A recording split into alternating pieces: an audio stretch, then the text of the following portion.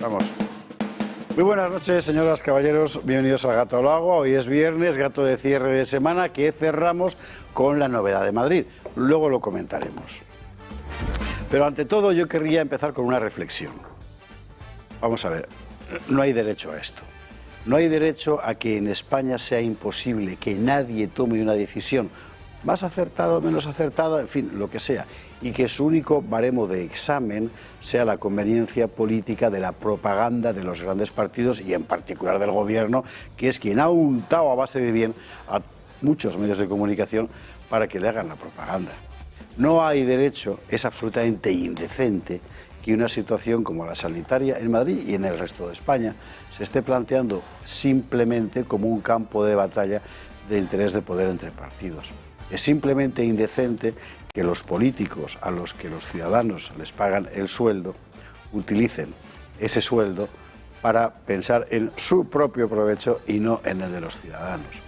Y eso es lo que hemos visto hoy en muchísimos medios de comunicación y es lo que con toda seguridad seguiremos viendo hasta el lunes, hasta el día de esa reunión que se plantea agárrese usted los machos como Pedro Sánchez viene a redimir a Madrid.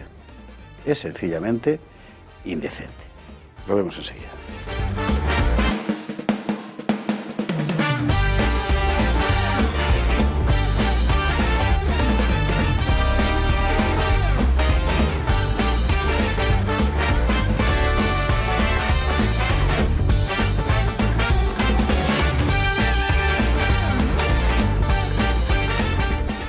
Es por supuesto el tema fundamental de la actualidad de hoy, lo vemos en nuestros titulares. Madrid limita la movilidad en ciertos barrios para contener los contagios. Explicaremos cómo ha sido la cosa. El lunes habrá esa reunión de Sánchez y Ayuso, de Ayuso y de Sánchez, y ahora todo el mundo está pendiente de saber en qué le afecta. Trataremos de explicarlo. La otra noticia política del día es que, como era inevitable, el juez ha citado al exministro del Interior, Jorge Fernández Díaz, en calidad de investigado, esto que antes se llamaba imputado, por el asunto Kitchen, es decir, el espionaje ilegal del gobierno y del PP a Luis Bárcenas con medios, con recursos del Estado. Asombrosamente no se llama en la misma calidad ni en ninguna otra a la secretaria general del Partido Popular, Dolores de Cospedal. Como hoy es viernes y vamos a las reflexiones, vamos a hablar un poco más a fondo de lo que está siendo algo, en fin, demencial, la famosa memoria democrática del PSOE. Ahora mismo lo que estamos es en desacralizar el Valle de los Caídos, echar a los monjes, amenazar la cruz. Esta mañana Carmen Calvo ha vuelto a derramar programas talibanes. En fin, veremos lo que hay de fondo, pero esto de momento empieza a parecer un apocalipsis zombie que no hay por dónde cogerlo. En la misma línea de reflexión veremos lo que está pasando con la inmigración, que no puede desaparecer del comentario. Estas imágenes que están viendo ustedes son del jueves o del miércoles. Es un barrio de París, del noreste de París, Belleville.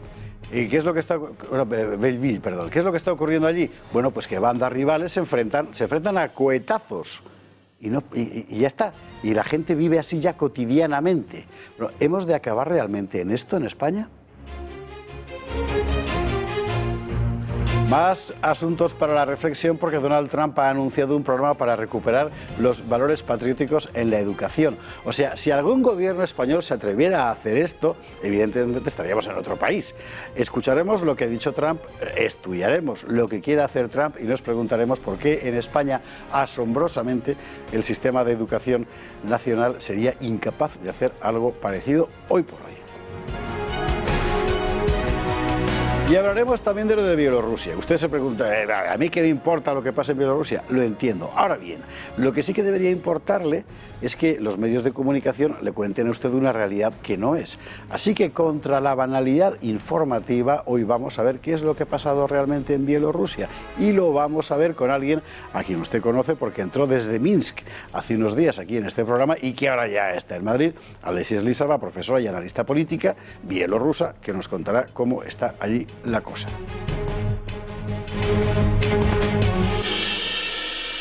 Y después de esto, y que es viernes, veremos la entrevista que le decíamos aquí a la doctora Rosa Gómez de la candidatura de Martínez Sellés, que barrió en las elecciones al Colegio de Médicos con un programa centrado en la oposición a la ley de eutanasia, lo cual tiene muchísimo mérito, es muy importante.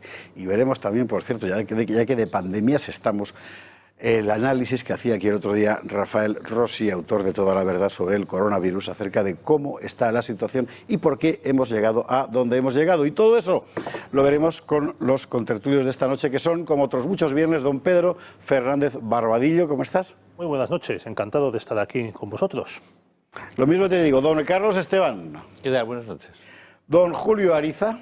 Buenas noches. Por fin un viernes y vuelve Julio Ariza. Sí, y además son las 10 menos 10. Son las 10 menos 10, una hora menos en Canarias, Es decir, efectivamente. Me decía, ¿qué tiene usted ahora? Dice, las 10 menos 10. Dice, pues no tiene usted nada. Joder. Ya empezamos. Ya empezamos. Pero vamos, Julio, muy bienvenido, muy buenas no noches. Me pidas, José Javier, no te pido nada, no te pediré nada. Que prescinda de un poco de humor porque me voy a pegar un tiro. Cuando he visto que pretenden cerrar los restaurantes de Madrid a las 10 de la noche, he dicho, bueno, pues nada, cerramos, ya vamos. Habrá que cenar a las 6. En fin, va a ser interesante habrá que, esto. en fin. Bueno, Julio, bienvenido, muchas gracias. Buenas noches. Y don Fernando Paz, recién escapado de la garras de la inmensa minoría. Sí, señor. No, sí, te he pillado atasco. Sí, bueno, está porque sí, el agua ya sabes. es tremendo. Aquí es que caen 3 gotas y queda todo paralizado, o sea que la gente no va a llegar a los restaurantes porque les quedarían 10 minutos.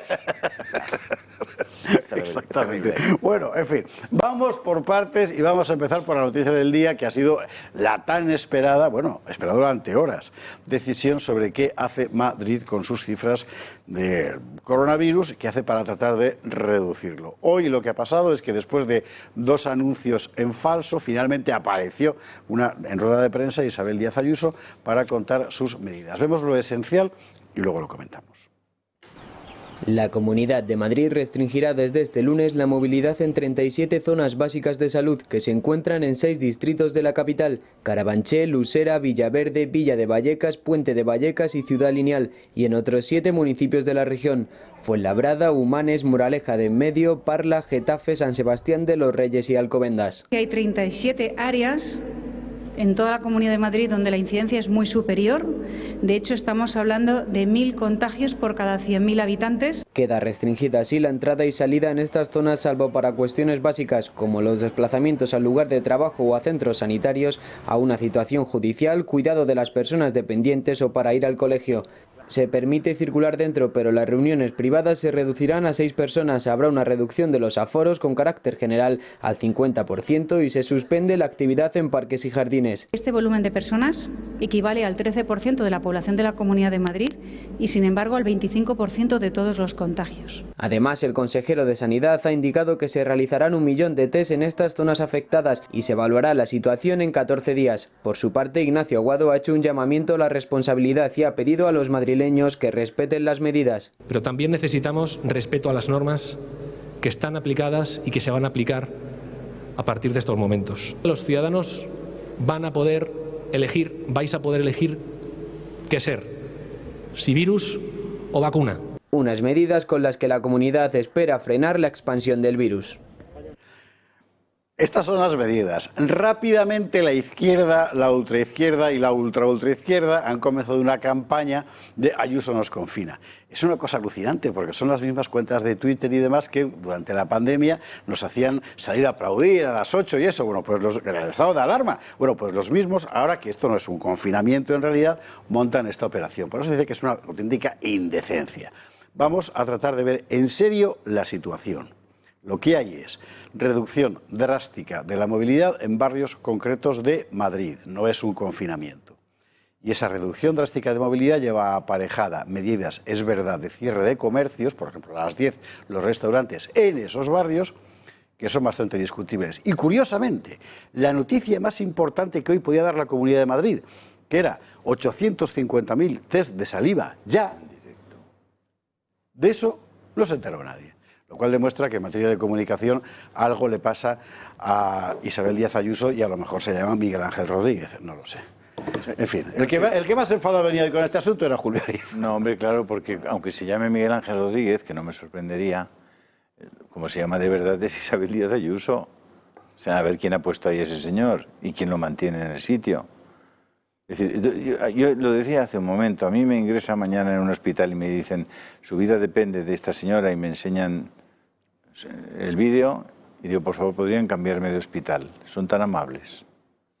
Claro, es que, vamos a ver, el modo de selección de los responsables políticos, de los responsables públicos, no es de recibo. Carlos Esteban me decía, se llama democracia, ya. Pero bueno, habrá muchas formas de organizar una democracia y habrá algunas que serán mejores que otras.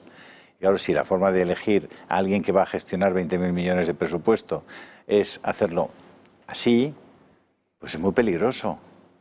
Es muy peligroso. Es decir, en la práctica ellos no le dan ninguna importancia al gobierno, solo al marketing. Le dan importancia al marketing que consiga supervivencia en el poder. Nada más. Y eso no creo que se llame democracia. Eso se llama irresponsabilidad, eso se llama abandonar el servicio público, eso se llama desconocer lo que es el bien común, eso se llama desconocer que la actividad política es probablemente la más enaltecedora de todas las actividades humanas, su objeto principal es el hombre. Eso se llama demagogia y desde los tiempos de los griegos sabemos que cuando una democracia degenera acaba inevitablemente ahí y hoy estamos en pleno proceso, ¿eh? Así es que es nuestra democracia, por llamarlo de alguna manera, a la que yo le niego la condición de democracia, por cierto, por muchas razones.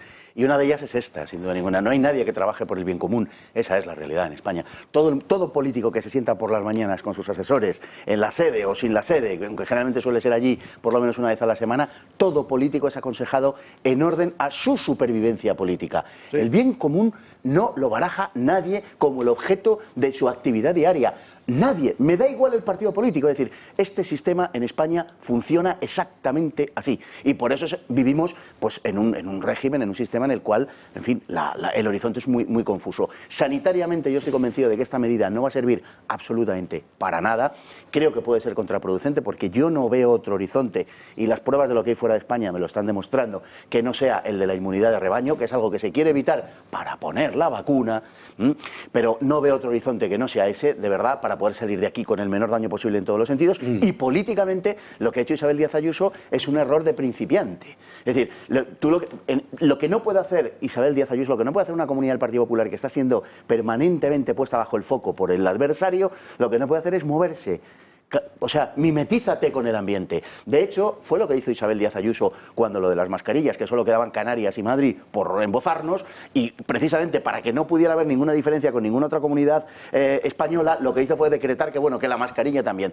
Una semana antes de hacerlo, Isabel Díaz Ayuso había alegado para no imponer la mascarilla a los madrileños que lo que se ha vuelto a decir hoy, por cierto, que la mayor parte de los contagios se producen en los ámbitos familiares, con lo cual esto no tiene arreglo. Es decir, no es que la gente tenga unos hábitos sociales que impidan acabar con el COVID-19, no, están diciendo que todo eso se está recreando en ese entorno. Políticamente me parece que es un error elemental y le ha brindado a la izquierda, una izquierda que es absolutamente desleal, como ya sabemos, que está pidiendo precisamente apoyo y lealtad a su gobierno cuando toma medidas extremas y cuando la Comunidad Autónoma de Madrid toma unas medidas mucho menores, se las niega. El otro día salía Simancas, no hace demasiado tiempo, acusando a la Comunidad de Madrid de ser la culpable de la situación de España por su grado de letalidad, mintiendo abiertamente, cuando las comunidades más letales son, por este orden, si no recuerdo mal, Castilla-La Mancha, Extremadura y Aragón, las 3 del Partido Socialista. No es que el Partido Socialista tenga necesariamente la culpa por ser el administrador de esas comunidades autónomas, pero no se puede señalar al Partido Popular, en este caso, y lejos de mí ninguna defensa del Partido Popular,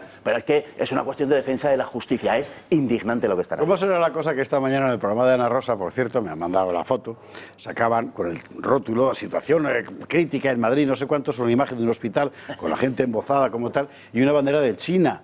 Estaban sacando imágenes de un hospital de China de la primera parte de la pandemia como si fuera Madrid hoy. Estamos en ese nivel.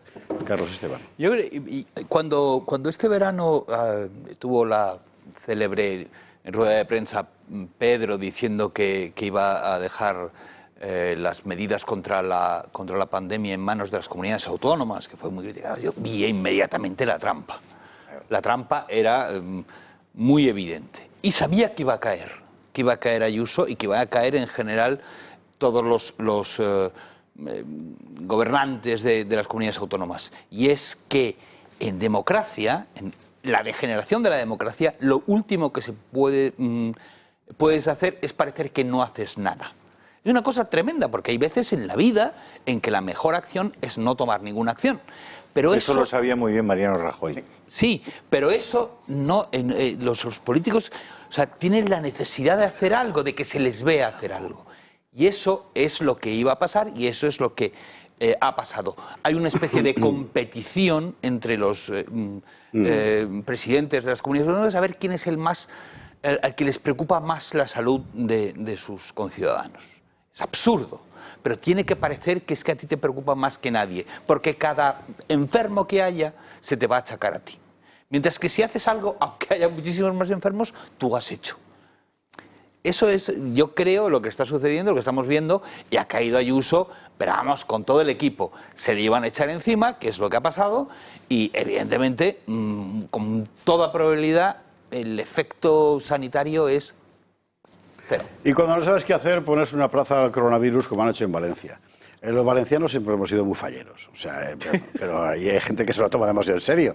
No han terminado de entender la vertiente de parodia que hay en el asunto. Una plaza al coronavirus.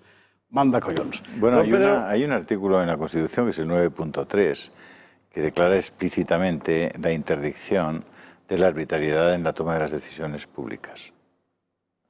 Y hay una constante arbitrariedad. Una constante arbitrariedad. Pero tú crees que cualquier político español conoce el significado de las palabras arbitrariedad e interdicción. Y Constitución. Bueno, Constitución sí, porque lo han jurado, pero no lo recuerda. Pues perdóname, José Javier, pero es que nuestros espectadores sí que las conocen. Ciertamente. Es que la Constitución más perfecta del mundo, si simplemente, en primer lugar, si existe un tribunal que es el único que está legitimado para interpretar lo que pone, aunque lo entienda cualquier idiota, el único que es el Tribunal Constitucional, pues entonces ya está. Ese tribunal va a ser el que va a decidir qué es lo que pone ahí. Da igual lo que ponga expresamente. Lo hemos vivido con la Constitución más antigua del mundo, escrita, que es la americana, y que realmente el Tribunal Supremo hace lo que les da la gana, las cosas más peregrinas, más imposibles, como pensar que en ese documento de finales del 18 está más o menos insinuado el derecho al aborto, por ejemplo, o el matrimonio homosexual. Y dices tú, ¿cómo es posible leer eso en la Constitución americana? Bueno, pues son capaces de...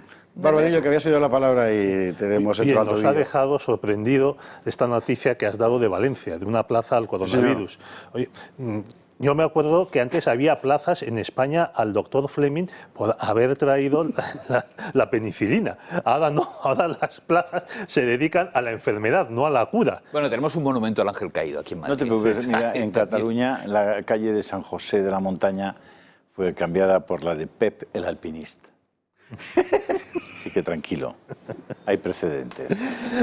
Bueno, ya que estamos con el asunto de las mascarillas, yo es que me pregunto, o sea, España, es verdad lo que dijo en su momento Sánchez, de que habíamos tenido el confinamiento, no el más duro, sino uno de los más duros del mundo, y teníamos a su vez la mayor tasa de muertos de todo el mundo. Ahora hemos tenido durante estos meses de verano las medidas más duras de llevar mascarillas en todo punto y lugar, de separación, de distancia social, de cierre de discotecas, de bares, de restaurantes, de iglesias y similar, de todo tipo de edificios. Y parece que no ha servido de nada. Yo creo que tendríamos que preguntarnos si ir embozados por la calle, de verdad, es necesario en estas circunstancias. Por eso tiene que ver usted luego, al final de este programa, la entrevista con Rafa Rossi que teníamos el otro día aquí, mano a mano, con los datos. ¿Qué es lo que se ha hecho mal y por qué ya inevitablemente vamos a ir detrás de las cosas? En fin. No, lo que pasa, José Javier, es que vamos a ver, hay dos problemas, tenemos dos problemas, el sanitario y el económico. Sí. Y hemos dicho todo este tiempo que lo que convenía era llevar esas dos bridas, llevarlas en paralelo, de modo que no se nos desmandara ninguna de las dos. La realidad es que en vez de tirar hacia atrás y ahora esta más atrás, no, echamos esta más adelante y esta más adelante y esta más adelante. Y estamos hundiendo la economía. Vamos, la decisión de cerrar los restaurantes de Madrid A las 10 de la noche. De esas zonas de Madrid. Que yo... De Getafe, de Parla, de... Oye, ¿qué pasa? Que esas zonas de Madrid no tienen población. Que, pues claro, parece que el problema sea que cerremos a no, Juan Bravo. pero que hay que precisar, porque tal como lo has dicho... Yo lo preciso, son ya no 37 zonas sanitarias de Madrid. Y zonas enormes. Getafe es enorme, sí, Parla es enorme. Y allí las cafeterías, los señores que han montado sus cafeterías y que les acaban de dar una terracita, han quitado 4 plazas de parking, se han gastado 7.000 euros en montar la terraza, con el mobiliario, con el suelito, el no sé qué, Ahora les dicen que a las 10, pero vamos a ver, pero están ustedes locos. Hoy, por cierto, o sea, yo salgo mañana, de verdad, yo soy un señor de Getafe y salgo mañana con las sillas y se las tiro no sé dónde. Pero esto es una locura. Pero con mascarilla. Ya sabes. Mira, o sea, con mascarilla, sin mascarilla, pero la gente yo creo que ya, ahí tienen que decirle, o sea, basta de arbitrariedad. No había comité de expertos y sale el doctor Trilla del del Clínic de Barcelona en una entrevista en TV3 diciendo que él formaba parte del comité de expertos y que le hicieron firmar unos papeles en los que se comprometía a una serie de cosas que eran muy complejos y muy largos. Y ha habido una opacidad absoluta respecto a eso. Sí, y no sabemos ni qué firmaron.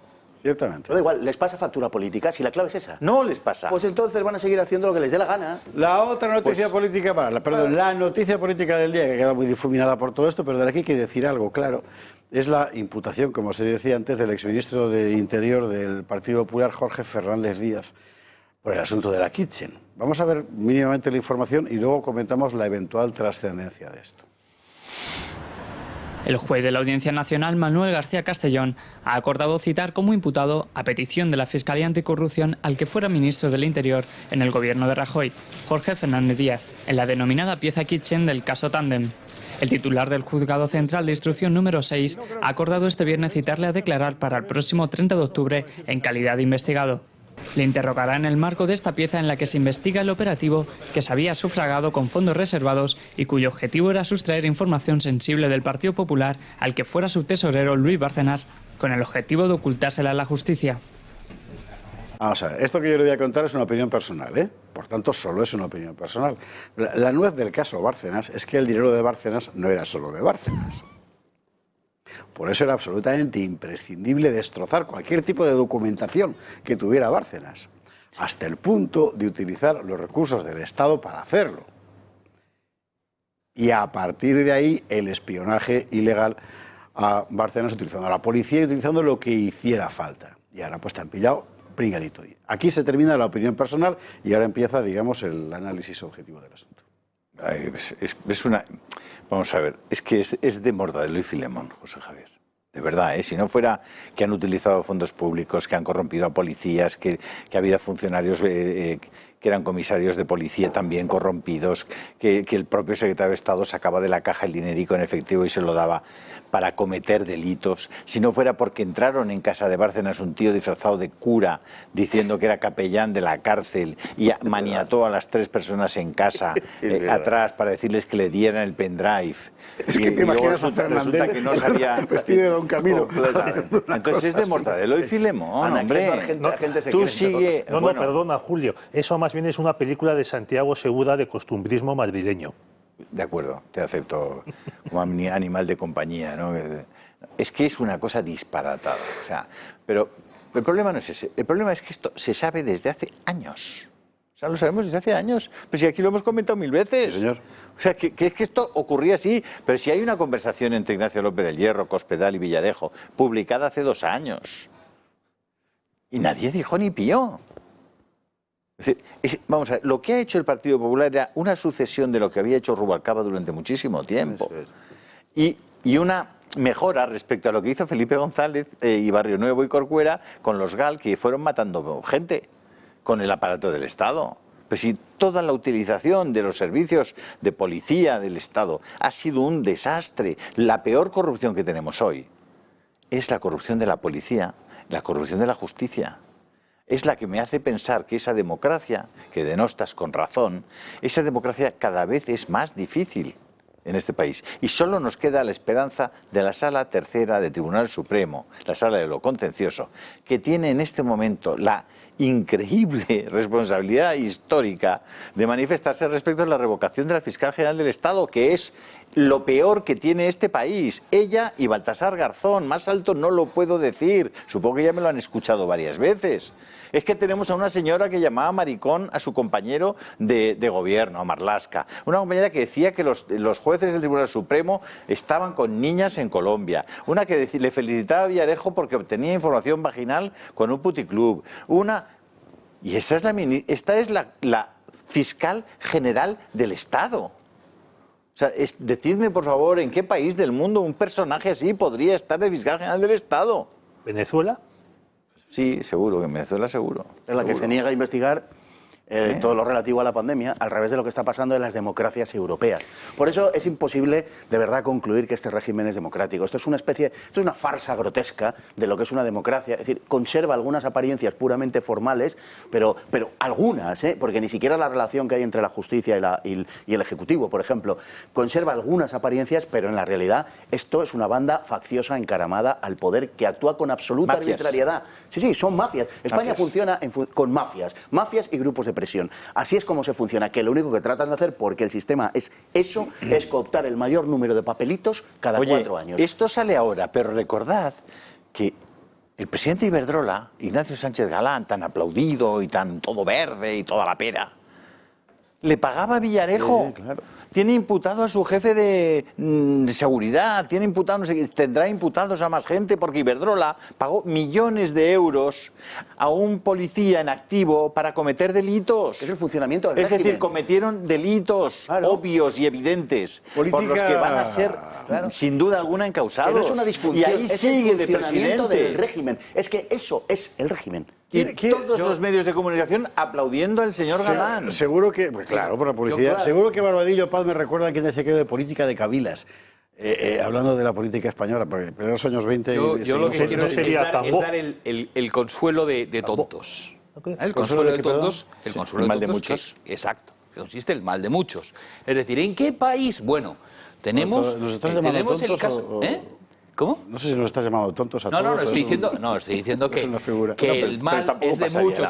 Eso de en qué país, bueno, hemos tenido 4 años, ¿vale?, para saber que el gobierno de Obama, los servicios secretos del Estado, de Estados Unidos, espiaban al otro candidato, al candidato que no era del partido del presidente. Esto me parece también bastante grave y desde luego la CIA es bastante más poderosa que el CNI. A Nixon lo llevó a la calle. A Nixon lo llevó a la calle. Es decir que es un problema. Es un problema que en todas partes cuecen habas. Sí, y que es un problema muy gordo el de los servicios secretos, que tienen una cierta tendencia a tener vida propia. Evidentemente, tener vida propia y ponerse al servicio de. Ponerse al servicio de esto yo te lo arreglo, Mariano. Y salir de la ley con una facilidad pasmosa, lógicamente. Sí, pero siempre en perjuicio de terceros. En perjuicio de terceros, haciendo daño a terceros. Pedro. Sí. Claro, no se van a hacer daño a sí mismos. O no hacer nada, que pudiera ser irrelevante su acción, solo protegerse, pero hacen daño a terceros. No, claro que hacen daño, hacen muchísimo daño. A mí lo que me llama la atención es que los policías permanecen mientras los ministros pasan, los policías o los espías. O sea, hay un aparato mafioso, de los que señalaba Fernando, que es permanente en España, desde incluso antes de la muerte de Franco, que vive... Y vive muy bien pues de enviar o elaborar dosieres sobre personajes o sobre situaciones pues a las clases dominantes o supuestamente en España, en concreto en Madrid. Y este aparato se va reproduciendo y se mantiene. Y encima parece que es un aparato que se lleva muy bien con el PSOE y que es capaz de engañar a los tontos del PP. Porque encima los graban en sus despachos, como le pasó a este mismo ministro. Ha incurrido usted en pleonasmo al decir los tontos del PP. Sí, por cierto. Tengo que contarte un día la historia de Henri Coston, que es un periodista y policía francés que consiguió sobrevivir a 4 regímenes distintos hasta la Quinta República, precisamente sobre la base de eso. Tiene el mejor archivo de Francia de quién es quién. Y es una cosa impresionante. Los hay en todos los países. Un amigo mío que en paz descanse lo hubo en el FBI. Bueno, también le pasó a un periodista italiano. Es la burocracia que no cambia, la alta burocracia que no cambia cuando cambian los regímenes. Claro. Cuestión de memoria, ¿verdad? Pues de memoria vamos a hablar porque hoy Carmen Calvo está desatada. Carmen Calvo está desatada y hoy ha vuelto en una más rueda de prensa que ha visto que la cosa tenía eco, entonces ha dicho más todavía.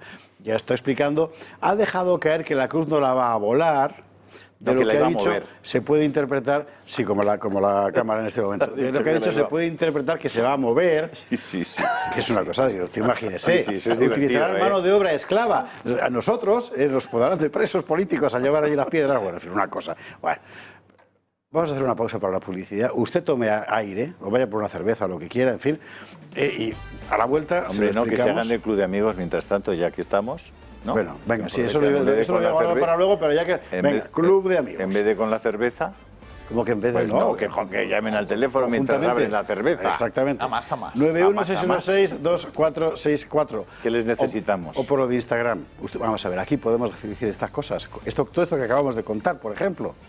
Porque somos libres. Y somos libres gracias a usted, a miles como usted. Y a todos los miles que todavía no son como usted, por favor, háganse, porque... de verdad que vale la pena.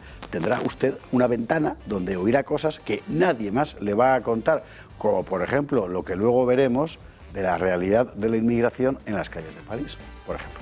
Pausa y volvemos enseguida. 22:20, una hora menos en Canarias. Vamos con el asunto de la memoria, famosa porque es un asunto del que hay que hablar. Es un asunto del que hay que hablar porque es una declaración de guerra abierta a media España. De hecho, es una declaración de guerra abierta a toda España, a lo que España realmente ha sido. Porque esa es la finalidad. No es una cortina de humo, una cortina... Eso son bobadas. Lo de la cortina de humo lo dice la gente que tiene miedo de contestar. Es decir, el PP, por ejemplo, ¿verdad? Pero no, es muy importante lo que está ocurriendo. ¿Qué ha dicho hoy Carmen Calvo? Lo escuchamos.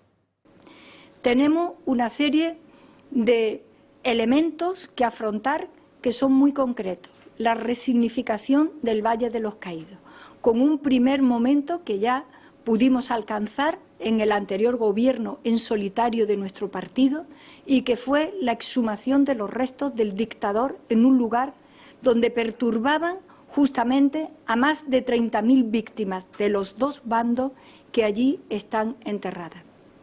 Habrá que mover también algunos elementos del Valle de los Caídos, reflexionaremos cómo puede ser el espacio en el que se vaya a quedar en el futuro, pero en cualquier caso esta ley ya determina que será un cementerio civil para la paz, el perdón y el descanso de aquellas víctimas, una vez, sobre todo, que el dictador ya no está afrentando con su presencia, con su tumba.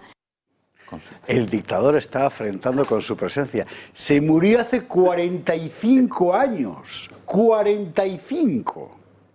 Y para Carmen Calvo su presencia afrenta. Carmen Calvo vive en The Walking Dead, en el mundo zombie. Es una cosa de auténtica locura. Pero ellos se lo toman en serio. Y eso es precisamente lo peor, porque es demencial. A mí me hizo mucha gracia cuando empezó esto, toda esta polémica, que los rojos enseguida pues empezaron a sacar todos los lugares comunes idénticos, repitiendo en redes sociales exactamente lo mismo. Y uno de ellos decía, ¿qué país que no sea España tiene enterrado y tal en un monumento a un dictador que dio un golpe militar? Napoleón. Los inválidos. Y es que enseguida le contestaron con una foto de los inválidos. Y además hay adoración por él, que tiene tal, y puedes hablar maravillas de Napoleón, escribir tal. Y fue el prototipo, porque ya a partir de él, desde su golpe militar, es cuando empezaron los espadones por todas partes. Y en España de forma particular. Y todo el mundo, es decir, desde esto hasta Mussolini y Hitler, pues hacía referencia a Napoleón. Napoleón era un poco el prototipo del dictador militar, el que daba un golpe de Estado, el que aprovechaba su poder y su prestigio en el ejército para hacerse con el poder. Y sin embargo, pues, ¿sí? Y también el hombre que causó mayor mortandad en el mundo, que fue Gengis Khan, que acabó con un 10% de la población del momento, que tiene narices de la humanidad, tiene una estatua espectacular en Mongolia, pero una cosa increíble. Vamos, que la Estatua de la Libertad es una enanita comparado con ellos. Tenéis que mirarla, porque están orgullosísimos de Gengis Khan, que era una Una mala bestia. Oye, Lenin. Y Lenin tiene un mausoleo en mitad de Moscú y jamás les he visto hablar. Siempre hablan de Alemania. Yo cuando alguien me dice, porque en Alemania no sé qué, cuando digo, estoy ante un imbécil, no me cabe la menor de las dudas. Cuando alguien me compara con Alemania. Por cierto, es que les encanta Alemania, no sé si os habéis dado cuenta. O sea, Serrano Suñer, la germanofilia de Serrano Suñer a su lado, es de una cosa de niño pequeño. Les gusta muchísimo Alemania, un país en el cual los partidos separatistas están prohibidos y en los cuales no puedes dar clases si eres de filiación comunista.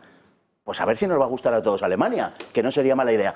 Pero resulta que empieza Carmen Calvo por mentir, ¿no? Cuando dice, estamos reflexionando, estamos pensando. Ya es la primera novedad, que Carmen Calvo piense, ¿no? Porque su capacidad intelectual la conocemos todos. En fin, el problema de lo que están haciendo es, aparte de la barbarie talibanesca en la que están pensando, porque en eso sí que están pensando, es para lo único para lo que les da el cerebro, para que les suba el odio que les consume, esto va contra la libertad y contra la verdad, contra las dos cosas. Va contra la libertad porque uno no puede expresar lo que está pensando. Y va contra la verdad porque sencillamente va a impedir que tú digas no ya lo que pienses, sino que tú des, por ejemplo, datos objetivos del tipo, sobre lo que sucedió, del tipo de, mire usted, durante los años 60 España vivió la época de mayor crecimiento económico de su historia. Usted no lo va a poder decir, y le señala usted con el dedo, por ejemplo, o a usted no lo va a poder decir, no va a poder decir la verdad porque hay una ley que ha impuesto una verdad oficial que, por supuesto, es mentira.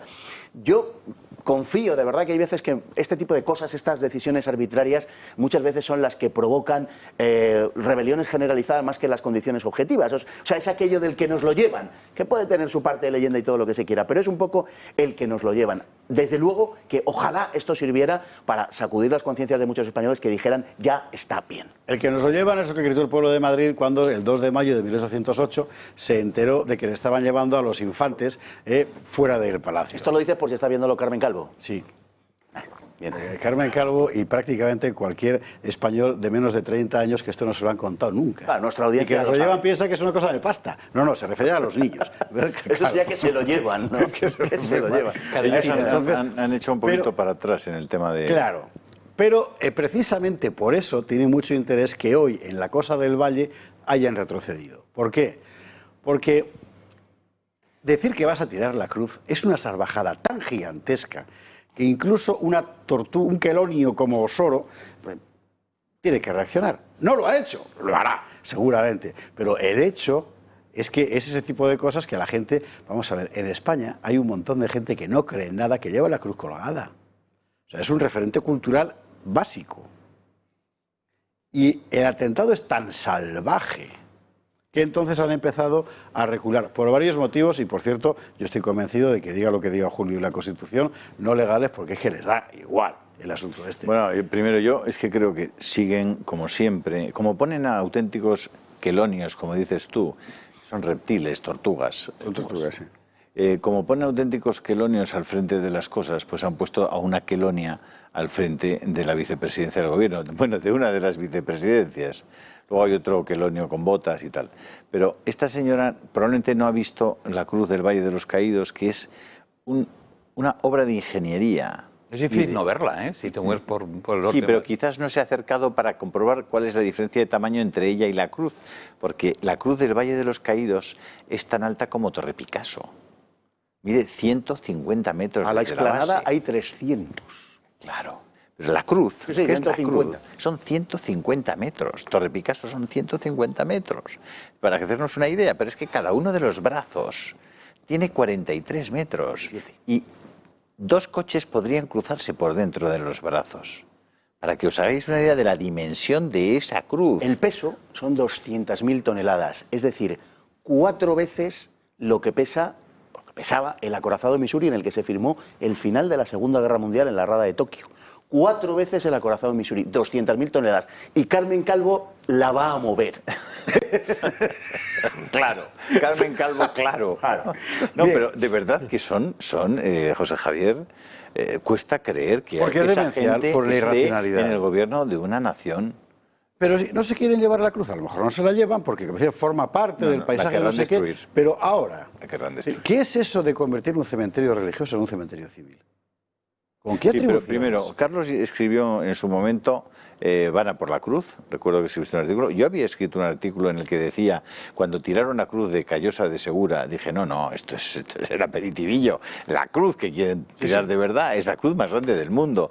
Y probablemente tengamos que salir al mundo a contar que en España existe esa cruz. Es como si mañana le planteas a Brasil que derrumben el Sagrado Corazón. O sea, imposible, o sea, es imposible. Entonces, esta cruz tenemos que darla a conocer al resto de la gente, en Europa, en Estados Unidos, en América, y tenemos que contar que tenemos un patrimonio de la humanidad, un patrimonio cultural extraordinario, y que estos cenutrios, quelonios, quieren destruirlo. Por cierto, ahí hay cierta indignación, ¿eh? Hay claro, cierta indignación Juan, sí, pero como la Iglesia no lo defienda, en Estados Unidos, cuidado, es la clave, como la Iglesia no lo defienda, como la Iglesia permita la desacralización de la Basílica y no haga prevalecer su derecho, derriban la cruz, la dejarán para una ulterior fase. Claro. Pero derriban la cruz. Por Una eso vez la batalla hay que darla la cruz. desde ya, aunque se hayan echado atrás. Hay que y el defender tema es el cementerio. Cualquier entrenador de fútbol, por muy malo que sea, sabe que si quieres defender cuanto más lejos de la portería, mejor. Eso es. En el Valle hay dos cementerios. Está el cementerio, digamos, están las fosas, la cripta de los caídos. Bien. Y luego hay el cementerio de los monjes de allí. Y usted no lo habrá visto, porque lo ha visto muy poca gente, pues digamos los que tenemos cierta intimidad con la comunidad benedictina, etcétera. Donde está enterrado, por ejemplo, Fray Justo Pérez de Urbel, que es uno de los grandes historiadores, ¿verdad?, de la Castilla medieval. Bueno, ¿qué salvajada es esta de desacralizar un camposanto? ¿Pero a quién se le ha ocurrido? Decía un paréntesis antes de dar la palabra a Pedro por lo siguiente, porque ha contado antes Julio la excelencia arquitectónica del Valle. Estoy hasta el gorro de oír petimetres diciendo que es un adefesio de monumento. Que me den una razón por la que sea un adefesio de monumento, porque tanto desde el punto de vista estructural como desde el punto de vista estético es algo único en el mundo. Extraordinario. Y es el tipo de obra de arte visible para cualquiera. Es decir, es más bello que el Guggenheim, por ejemplo. Es el tipo de monumento. También, bien, es el tipo de monumento ante el que cualquier ser humano, cualquiera, llega y se queda con la boca abierta, porque el arte no consiste en que el catálogo que te ha escrito el progre de guardia te defina, sino que el arte consiste en que suspendas el ánimo del que está mirando. Eso lo de Kant, lo de lo bello y lo sublime, lo habló bastante claro. En fin, bueno, cierro el paréntesis, Barbadillo. Es que a mí ese asunto de la estética me interesaba, vamos. Bueno, yo creo que aquí los mayores culpables de lo que está pasando no son estos señores del Partido Socialista y de Podemos. Parece que doña Carmen Calvo está un poco afectada por su convalecencia del coronavirus, por las tonterías que dice y como las dice. Pero insisto que para mí los mayores culpables son los moderados, los del extremo centro. Sí. Los que decían que, bueno, que si quitan a Queipo de Llano, que si quitan a Santiago Bernabéu del callejero, pues bueno, que son señores que se murieron hace mucho tiempo, que si quitan la cruz de Callosa del Segura, pues bueno, es una cosa municipal, luego se puede volver a poner. Bueno, que si sacan a Franco, se quedarán tranquilos ya, ¿verdad? Después de sacar a Franco, que no, la cruz jamás, la cruz. Bueno, pues ahora van a por la cruz y también van a ir a por los tebeos del guerrero del antifaz que tengan en casa estos señores. Eso también va a ser un motivo, pues, de que te procese el tribunal de la memoria democrática. Ya estamos con que Martín Villa ha tenido que ir a declarar sin comisión rogatoria, sino porque él quería ir, no sé por qué, hacer el ridículo delante de una juez octogenaria para justificarse por él. Además, bueno, pero es que es Martín Villa. Se está preparando también el juicio a Aznar. Por supuesto, va a ir detrás Mariano Rajoy, el megacentrista. Bueno, es que la izquierda lo que pretende es que no haya nadie en España que pueda ser homenajeado, que pueda ser motivo de referencia, que no sea o de los suyos o que haya recibido su bendición. Y en ese caso probablemente no quede ni Joaquín Ruiz Jiménez. Hay una cuestión de fondo, vamos a decirlo con toda claridad. O sea, como a mí ya me da todo igual, porque ya me ha hecho muy mayor. El gran problema que tiene la izquierda española es que la revolución social en España la hizo Franco, porque era el que gobernaba en aquel momento. Y ellos no supieron, no pudieron. Cuando pudieron, no supieron o no quisieron, porque se bombardearon entre sí, como todo el mundo sabe, y después no estaban porque perdieron. Y todas las conquistas sociales que toda Europa conoció después de la Segunda Guerra Mundial, aquí las hizo el que estaba mandando, que era Franco. Y claro, ¿qué pueden ellos aportar? Pues ese es el tema. Al final solo puedes inventarte una historia que no has tenido. Son todas las conquistas sociales, efectivamente, que estaban pasando en Europa en aquella época, pero cuidado, porque es que España llevaba 150 años de desajuste con Europa y, en fin, perdiendo trenes, y nunca mejor dicho, porque el ferrocarril fue una de las bazas que perdimos, es decir, perdiendo oportunidades. Y es la realidad. Durante la época de Franco, España lo que hizo fue homologarse, básicamente homologarse con esa Europa de nuestro entorno y conocer las tasas de crecimiento más grandes de la historia y llevar a cabo efectivamente una revolución como no había conocido España nunca. Una transformación que llevó a España a la modernidad, a la industrialización, a la España urbana, al desarrollo, etcétera. Al mismo tiempo que toda Europa, claro. Porque en aquel momento el capitalismo, después de la Segunda Guerra Mundial y de ver lo que había pasado en los 50 años anteriores, revoluciones, de traumas, alguien se dio cuenta de que o metemos a la periferia social en los beneficios del centro de la sociedad, o si no, esto vuelve a estallar como estalló.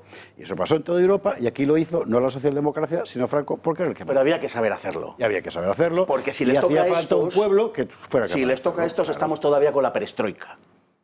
Esa es la realidad, y no hay más que ver la diferencia que hay en este momento, cada vez más abismal entre Europa y España. Y no estoy diciendo por el COVID, que por supuesto también, y es un buen reflejo de lo que son unos y de lo que somos otros, pero sino de la situación económica anterior. España cada vez se va separando más de Europa en todos los terrenos y en todos los aspectos, y están triturando esta sociedad. Eso es lo que nos hubieran traído estos. En todos no, y ahora veremos uno en el que no, al revés. Pero yo quería cerrar este tema subrayando una cosa que ha dicho Ariza que me parece muy interesante.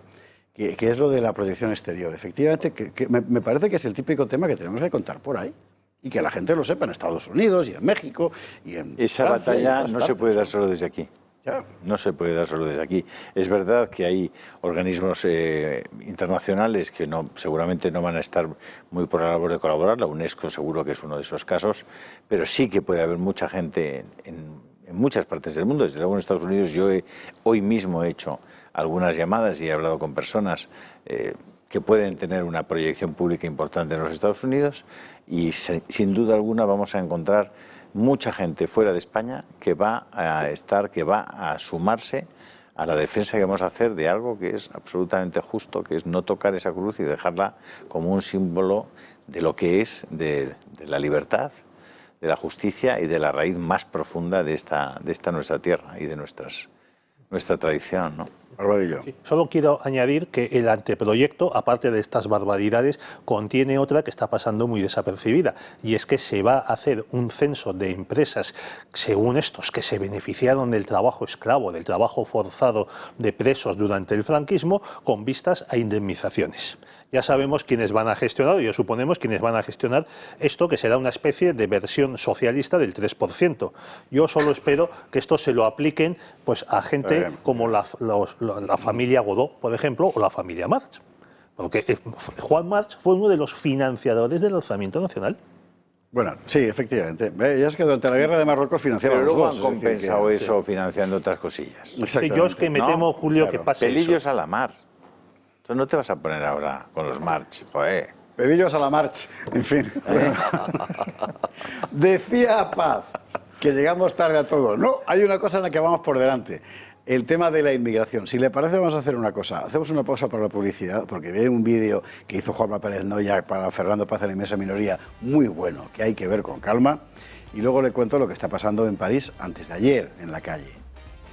Pausa y a la vuelta vamos con esto.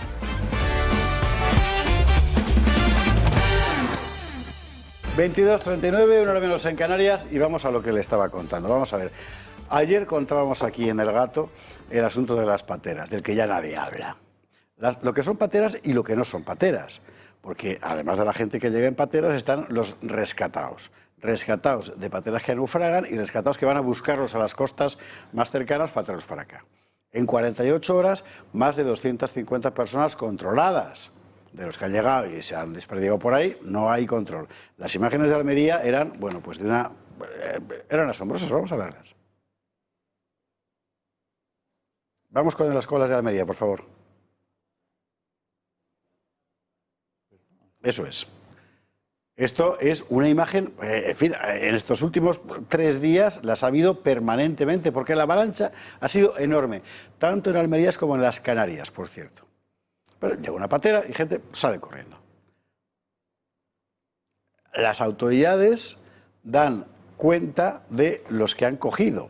Les han cogido fundamentalmente para hacerles un PCR por el COVID. De todos los demás, evidentemente no. Ese es un mundo que no existe.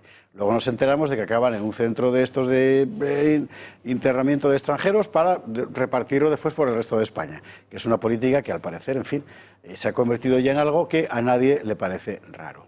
Bueno, ¿qué es lo que está ocurriendo? Yo quiero recordar que estamos en una situación en la que podemos encontrarnos ya enseguida con un paro de 5 millones de personas. Hoy le ha contado el ministro Escrivá a Lorenzo Amore de los autónomos, a ver si el lunes puede venir y nos lo cuenta él, que un 75% de la gente que ahora cobra ERTE se va a quedar sin él ya. Tenemos una previsión de caída del PIB, como usted conoce, de un 15%. El dinero que vamos a recibir el año que viene de la Unión Europea son 14.000 millones y nos hacen falta 80 y pico mil para cuadrar el déficit. O sea, ¿con qué narices quieren pagar esto? Bueno, sí, con nuestro dinero, pero ya no hay. Bueno, y esto es irresponsabilidad y culpa expresamente de la izquierda española. De la derecha por inacción, sí, pero aquí quien está gobernando y quien está permanentemente con el altavoz haciendo el efecto llamada son estos señores que el otro día veíamos en la inmensa minoría. Lo vemos. El pasado 8 de julio, Podemos proponía que se pueda conceder la nacionalidad española por carta de naturaleza a las personas extranjeras que llevaron a cabo alguna de las tareas esenciales durante el estado de alarma. Pero no solo eso, también dar el permiso de residencia a todas las personas que, sea cual sea su situación administrativa actual, estuvieran en suelo español el día en que se declaró el estado de alarma. Por tanto, si su propuesta se llevase a cabo, supondría nacionalizar a 600.000 de los inmigrantes que viven en España y conceder la tarjeta de residencia y el permiso de trabajo al resto de los 2,2 millones de extranjeros que residen ilegalmente en nuestro país. ¿Qué conseguirían con semejante medida? Para ellos, un buen caladero de votos. Sin embargo, para el conjunto de España, un posible efecto llamada. Analicemos los datos. En nuestro país residen algo más de 5.400.000 extranjeros con residencia legal, a los que habría que sumar los irregulares. Y si nos fijamos en la evolución, veremos que hay una clara relación causa-efecto según quien gobierne. Zapatero entró en la Moncloa en 2004. Ese mismo año llegaron a España un 14% más de extranjeros que los que había en la época de Aznar. Es más, al año siguiente la inmigración se disparó hasta el 22%. Y es que con el PSOE en el poder, las llegadas se han incrementado año tras año. Solo la crisis económica y los brutales datos de paro que sufrimos a partir de 2009 ralentizaron la tendencia. Ya en 2012, poco después del triunfo electoral del PP, la inmigración descendió. Y ojo a este otro punto, 2018.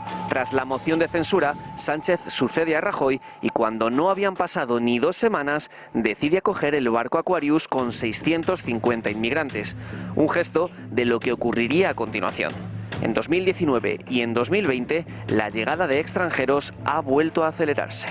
La propuesta de Podemos llega en plena crisis sanitaria y económica, con el PIB bajo mínimos, el paro disparado y miles de empresas echando el cierre. ¿De verdad tiene España recursos para acoger a otros 2 millones de inmigrantes? Yo también quiero redimir al mundo, como todos, creo yo. Todos sabemos que la gente que viene aquí, pues evidentemente viene porque en su casa no está bien, porque si no, no vendría aquí. Pero si viene aquí es porque alguien les cuenta cosas que no son verdad. Y no es verdad que haya sitio para todos. Y cuando uno llega a un lugar donde no hay sitio para todos, inevitablemente queda condenado a una existencia de marginalidad que para la comunidad que les recibe es sencillamente insostenible. Y para ellos también. Y antes de ayer, creo que fue, circulaban por Twitter las imágenes que van a ver ahora mismo de los disturbios ya cotidianos en un barrio del noreste de París. Y esto, por cierto, no es en la periferia fuera del Boulevard. Hay una especie de gigantesca M30 que es el periférico, ¿verdad? Y es fuera donde se sitúa. Ahora esto es dentro del periférico, en un barrio del noreste de París. Se pelean a cohetazos, o sea, se tiran con mortero, se tiran pirotecnia, 2 bandas rivales, que son los dueños, y disputan precisamente por eso, de ese barrio. La policía ya no va. La policía ya no va. ¿Por qué? Pues porque si tienen que pillar a alguien, todavía es peor para la policía. Así que sencillamente no va. Ahora mismo en París hay zonas enteras donde el orden lo imponen ellos, esta gente, por llamar orden a esto que está usted viendo. Esto en Francia dicen que son oportunidades para Francia. Bueno, pues eso es el lenguaje políticamente correcto. Y nosotros creo que podemos hacernos la pregunta, porque aún estamos a tiempo, de si esto es lo que queremos ver en Orcasitas, en Vallecas o en Santa Coloma dentro de 6, 7, 8 años. Estos 4 caminos, para que nos entendamos. Sí, sí, porque por donde estás, 4 caminos, efectivamente. O sea, quiero decir que esto que no es ya la Banlieue, Saint-Denis, no sé qué. No, esto es 4 caminos. Y este es el futuro que nos aguarda si seguimos con esta política. Y primero, con una política que es carecer de toda política, que es lo que caracteriza al gobierno actual, bueno, y a los anteriores, grosso modo. Y sobre todo, hemos visto lo que ha dicho el señor Echenique ahí, es decir, que bueno, como se ha construido un relato del heroísmo durante la pandemia, pues los extranjeros que estaban aquí, lógicamente, deben ser copartícipes de ese movimiento de heroísmo y deben ser, por tanto, recompensados con la nacionalidad española. Hombre, algo de héroes sí tienen, porque venir a la España que administran estos tipos, la verdad es que no digo que no tenga su mérito.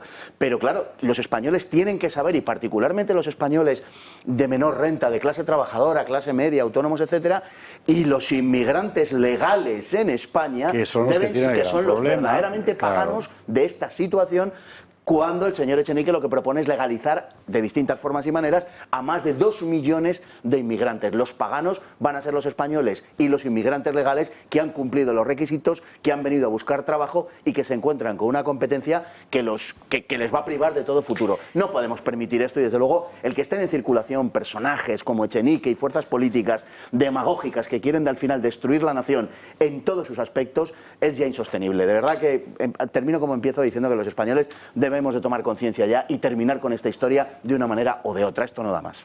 Pero es que, claro, es decir, si fuera esos personajes como Echenique y tal, pero es que hemos tenido un ministro que dice que aquí tiene que entrar 8 millones para... Pero también lo dijo Jesús Caldera en el gobierno de Zapatero, y creo que Miguel Sebastián, cuando no era ministro, sino que era director de la Oficina Económica de Moncloa, que dijo que España podía recibir, no sé si 200.000 inmigrantes anuales. Esos planes lo han firmado en Marrakech. Sí, bueno, sí, Fernando, pero el gravísimo problema es que hay millones de votantes del PSOE a los que esto les gusta. Les da igual, porque están talibanizados. Les da exactamente lo mismo. No, hombre, sí, decir que si tú no lo tienes cerca es más fácil que lo haces. Pero es que el votante tipo del PSOE sí lo tiene cerca. Pero, sí, pero a mí lo que me... Vete a Torre Pacheco, Murcia, a ver cuántos votan al PSOE. Sí, a mí lo que me llama la atención es que casi todos estos, para dar una razón, valga la redundancia, racional a su entusiasmo inmigracionista, te dicen, bueno, es que España no tiene hijos. No, España no tiene hijos, hay una crisis de natalidad brutal, es un país que envejece y necesitamos gente joven. Claro, el problema es que son los mismos que no han hecho absolutamente nada para los españoles, para facilitar un poco, no digo que eso vaya a resolver, pero facilitar un poco, ponerlo no imposible, que es como está ahora para la mayoría de los que querrían tener hijos. ¿Vale? Es que no solo no hacen nada, sino que desde los aparatos del Estado, de esos aparatos no oficiales del Estado, que son los medios de comunicación, es un bombardeo constante de que tener hijos es una tontería, un disparate, que te va mal para la pareja, que es un... Entonces dices tú, o estamos locos o aquí hay un plan realmente. Claro que hay un plan. Y ese plan es diluir las identidades de los países para que sea más fácilmente Carlos, porque si no, entre otras razones, habría una política de migración, y si se llega a la conclusión de que tienen que venir emigrantes, que se haga mediante una serie de cupos y de unas formas y tal, trayendo a los inmigrantes que sean culturalmente más asimilables. Pero es que el objetivo no es ese. El objetivo es destruir la identidad. Y por eso traen la inmigración que traen. Esa es la cuestión. Y por eso es tan importante, lo que ha anunciado Donald Trump estos días, que va a reintroducir en los programas de educación el sentido patriótico. Imagínese usted que esto lo dice Esperanza Aguirre, y dijo una uñita de esto, y bueno, le montaron una en su momento. Es importantísimo. Es importantísimo porque es un hecho objetivo que hoy el poder está trabajando contra la destrucción de la identidad nacional, histórica, etcétera, de los países occidentales. No solo aquí, también en Estados Unidos cuecen habas, aunque allí lo llamen frijoles. Y lo que decía Trump el otro día era esto. Hoy también me complace anunciar que pronto firmaré una orden ejecutiva que establece una comisión nacional para promover una educación patriótica. Se llamará la Comisión 1776.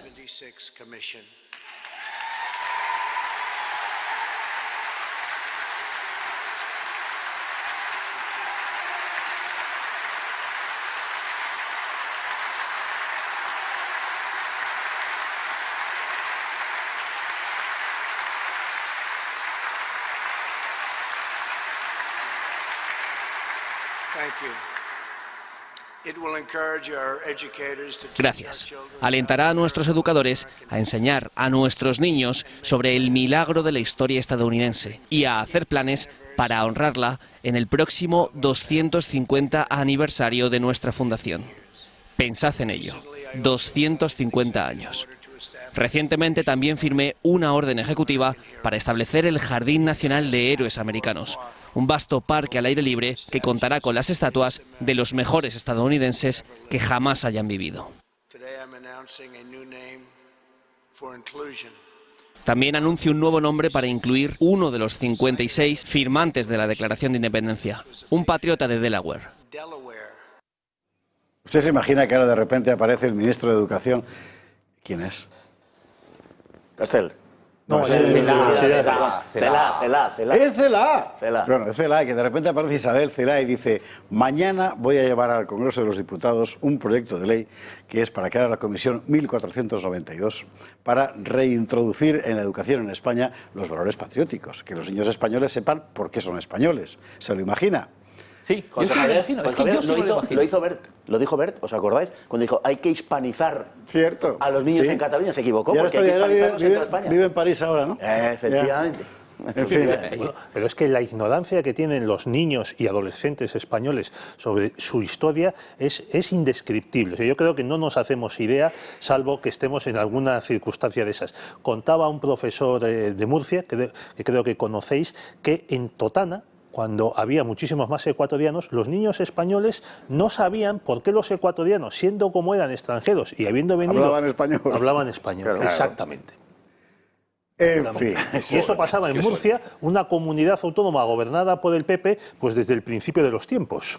Yo estoy convencido de que en el próximo programa electoral del Partido Popular alguien reintroducirá cosas, por cierto, que estaban, digamos, in nuce, no he dicho induce, no, hay que decir induce, bueno, en los programas del PP cuando Esperanza Aguirre era ministra de Educación. Y se planteó una cosa que tiene todo el sentido del mundo, que es que los niños españoles conozcan la historia de España. Y no le dejaron, en el PP, no le dejaron. Oye, permíteme, Javier, otra anécdota, y es que Fernando García de Cortázar, el historiador bilbaíno, fue el guionista de una serie documental ¿me lo vas de televisión. A contar a mí? Pues cuéntalo tú. No, sigue. Bueno, sobre la historia de España. Y cuando le presentan por fin el título que va a tener ese documental, monta en cólera y creo que llama a Moncloa para que de alguna manera lo frenen. El título de esa serie que iba a glosar la historia de España, la nación española, era El hilo invisible. Sí, cierto. Sí, pero bueno, casi fue lo de menos de lo que pasó en esa serie, que usted vería luego en TV, porque salió como Memoria de España, efectivamente, que fue una idea de don Salvador Pons, que en paz descanse, uno de los fundadores de la 2, y que a mí me cupo el honor de gestionar junto a Luis Alberto de Cuenca, y llevarlo a Aznar, que estaba entonces en la Moncloa, para decirle, vamos para allá. Un día contaré esta batallita, porque como hay tiempo lo voy a contar ahora. Al fin y al cabo, en aquel momento, que era el año 2001, a Aznar, vamos, no le tosía a nadie, se puede imaginar. Así que le llamamos el proyecto, a Aznar le gustó, estaba entonces en aquel momento nuestro amigo Pedro Corral en el gabinete en Moncloa y tal, genial, y alguien dijo que esto lo haga Fernando García de Cortázar. Fernando es amigo mío, genial que lo hiciera Fernando García de Cortázar, porque es un historiador bien acreditado y uno de los primeros, por cierto, en divulgación de la historia de España. Hacía falta dinero, levanta Aznar el teléfono y se le ponen Blesa, que en paz descanse, hoy, o sea, entonces en Caja Madrid, y Martín Villa, entonces en Endesa, dice, por supuesto, José María, el dinero que haga falta y no sé qué. Después de las elecciones al Parlamento Vasco, aquellas en las que la cosa de Jaime Mayor Oreja y Nicolás Redondo no salió, y Juan Luis Cebrián publicó un artículo en El País, El discurso del método, creo recordar, de repente les entró a todos el canguelo. Eso no fue Descartes. Sí, eso fue antes otro. Y no llamaron a Aznar para decirle nos bajamos, porque no se atrevían. Llamaron a Luis Alberto de Cuenca, que no me dejará mentir, y desde aquí un abrazo a Luis Alberto, ¿verdad?, para decirle nos quitamos de medio porque, hombre, es que tenemos negocio del País Vasco, no va a estar bien visto que... Y al final, gracias al entonces director de TV, John de la Riva, que en paz descanse también, en fin, que le echó narices, y a Fernando, que lo arregló con Planeta, conseguimos sacar esa serie adelante, después de que el mundo del capital español se quitara de en medio por miedo. Porque es que eso de parecer patriota. Así que eso del delirio invisible fue el menor de los problemas que tuvo aquella serie, que por otra parte usted puede encontrar en cualquier lado. Si es que tenemos ya más Mili, algunos, en fin. Hablando de Mili, ¿qué es lo que pasó en Bielorrusia? Tenemos, antes, paréntesis, muy importante lo que me acaba de contar Julio Ariza, que va a hacer Vox con el tema venezolano. Contábamos ayer aquí algo importantísimo, que es que la ONU, una misión especial de la ONU, ha acusado formalmente al régimen venezolano de crímenes contra la humanidad. O sea, para que haga eso la ONU, cuyo Comité de Derechos Humanos está formado, entre otros, por Venezuela. Entre otros. O sea, usted imagínese, no se enteró en ningún otro lado, ya lo sé, pero es muy importante, sobre todo si tenemos en cuenta que uno de los principales valedores del régimen venezolano es José Luis Rodríguez Zapatero, claro. Y uno de los principales defensores de las personalidades del régimen venezolano es Baltasar Garzón, que tiene vara alta, por así decirlo, en la justicia española hoy en día. Y uno de los imputados y en busca y captura por el gobierno, por el fiscal general Barr, y desde prácticamente el mes de marzo, del 25 de marzo al 26 de marzo, es el Pollo Carvajal, que fue protegido por los servicios secretos españoles. Y por la Audiencia Nacional. Y fue dejado escapar. En este momento está en paradero desconocido y está buscado por las autoridades norteamericanas por crímenes, por tráfico de drogas, incluso hablan de buscar, digamos, matar a norteamericanos a través de las drogas, de la cocaína, de no sé qué. El decreto por el que Barr, el fiscal, dice que hay que enganchar a Maduro y trincarlo, y a este Pollo Carvajal, es impresionante. Lo cual quiere decir que al gobierno español y a la izquierda española en general, de Podemos ya ni hablamos, ¿verdad?, le va a salpicar, bueno, le va a pringar. ¿Cuál es la noticia? Que Vox presenta una PNL, o sea, una proposición no de ley en el Congreso, para que el gobierno español se implique como Estado con la ONU en la persecución. Claro, y plantee las iniciativas correspondientes en Bruselas y en el Parlamento Europeo. Y va a encontrar una acogida en el gobierno español. Sí, lo que pasa es que sí que es el día 24 sí que es el día para que los venezolanos que están aquí en España vayan al Congreso de los Diputados. Oye, el lunes, cuando vaya Pedro Sánchez a ver a Isabel Díaz Ayuso, que se acerquen a la Puerta del Sol. Sí, es buena idea. Allí a decirle, Pedro, ¿y de lo nuestro qué? Claro. ¿Cuándo trincas a Maduro, majete? Por ejemplo. Bueno, ya, es que esto es importante contarlo porque es noticia de hace un ratito. Lo de Bielorrusia. Vamos, yo sé que a usted lo que pasa en Bielorrusia le da igual, porque es un sitio que para usted está muy lejos.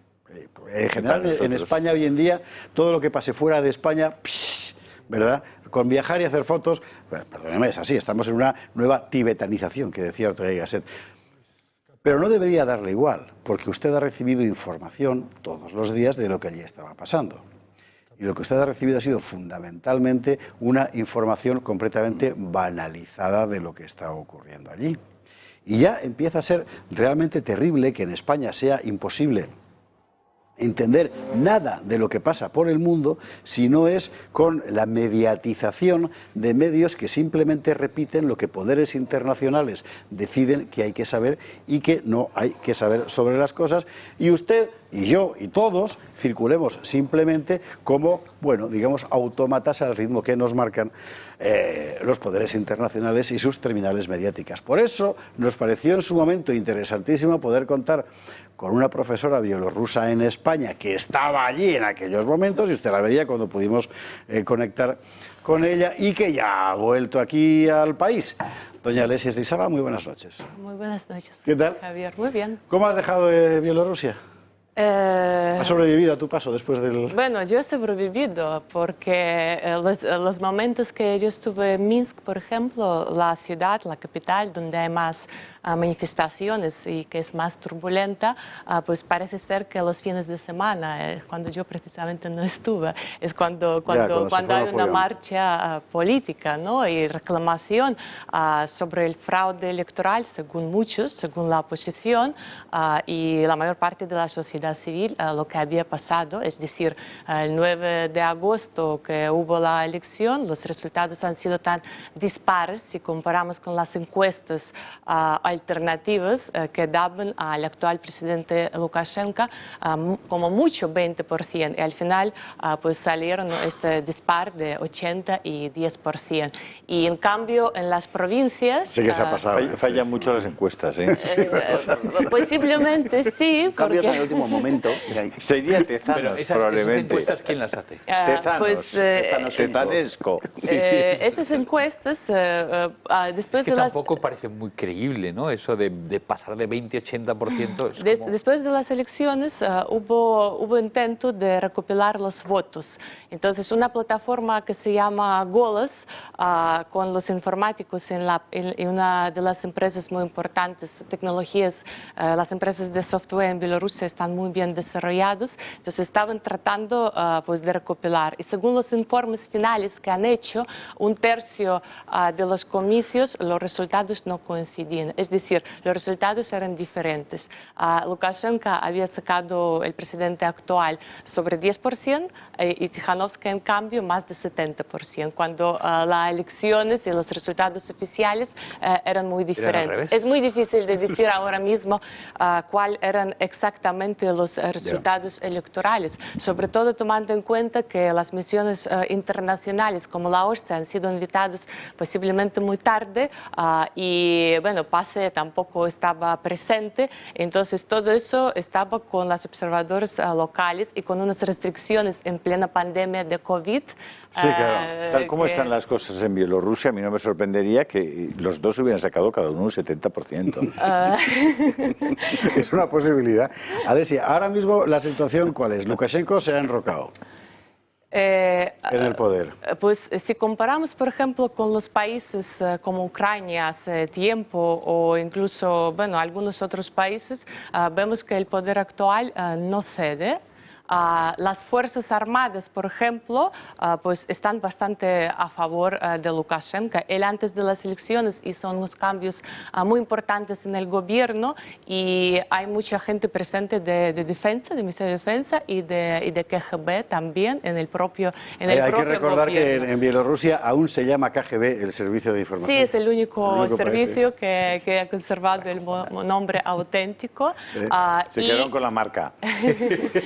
Y luego la élite, aparentemente la mayor parte de élite tampoco está reclamando y diciendo que no están de acuerdo con los resultados electorales. Había algunos embajadores que han dicho que no están de acuerdo, algún puesto medio alto en Bielorrusia, pero muy pocos. La mayor parte de élite Pero Lukashenko, lo último que oí de él, tampoco reconozco que haya estado muy pendiente, es que reconoce que efectivamente puede que haya sido un poco dictatorial en su tono y tal. Es decir, que por lo visto ha reconocido de que quizá ha sido un poco... Él dice autoritario. Excesivamente autoritario. Él lo que dijo en una de sus últimas entrevistas, que posiblemente su plazo ha sido un poco alargado por 26 años, estando como jefe del gobierno, ¿no? Del país. Entonces, que posiblemente es demasiado. Por ejemplo. Y el ministro... Daniel Ortega en Nicaragua también. Y el ministro de Asuntos Exteriores actual también ha reconocido, diciendo que posiblemente las elecciones no han sido realizadas de una forma no limpia, pero había algunas irregularidades. Que no ha sido técnicamente perfecta. Exacto. Claro, unos pequeños fallos. Sí. Pero, sin embargo, yo recuerdo ¿Qué dice que cuando... el IBEX 35 allí? ¿Tenéis IBEX 35? Bueno, tenemos... Aquí están con Lukashenko. Yo diría que... además, él se conoce muy bien Alesia, además de los... Sí, vamos a hablar sobre... Hay muchas empresas en Bielorrusia que son estatales, pero también hay una parte privada cuyas empresas están bastante desarrolladas, por ejemplo, software y tecnológicas. De hecho, ahora para nosotros es un grande handicap porque están saliendo muchas empresas del país. Cuando había fallo de Internet, hay muchas empresas que están trabajando para Silicon Valley, por ejemplo, a nivel internacional. Ellos están perdiendo mucho dinero. Entonces ahora el gran negocio de los países vecinos, no sé si es el negocio, es captar ese cerebro, Letonia, Lituania, Polonia, Ucrania y los que pueden aceptar y tratar de hacer este traslado. Entonces hay una parte de business que no está de acuerdo y de hecho de alguna otra manera pues estaban protestando y no están de acuerdo con las elecciones electorales. Hay otras empresas que son estatales y también una parte estaba tratando de hacer unas huelgas que a mi modo de ver no han tenido un efecto parcial y la gente entre semana están trabajando básicamente, aunque estaban tratando de hacer esas famosas huelgas al estilo italiano, pero todos en Bielorrusia hablan así el español, José Javier. No, Alesia da clase de una larga trayectoria de enseñar en español. Oye, una pregunta. Yo sé que la respuesta no es fácil, pero porque seguramente la realidad pues, no es clara. Pero en este momento, aquí la imagen que ha trascendido por medios de comunicación es que aquí Putin estaba moviendo los hilos para comerse a Bielorrusia.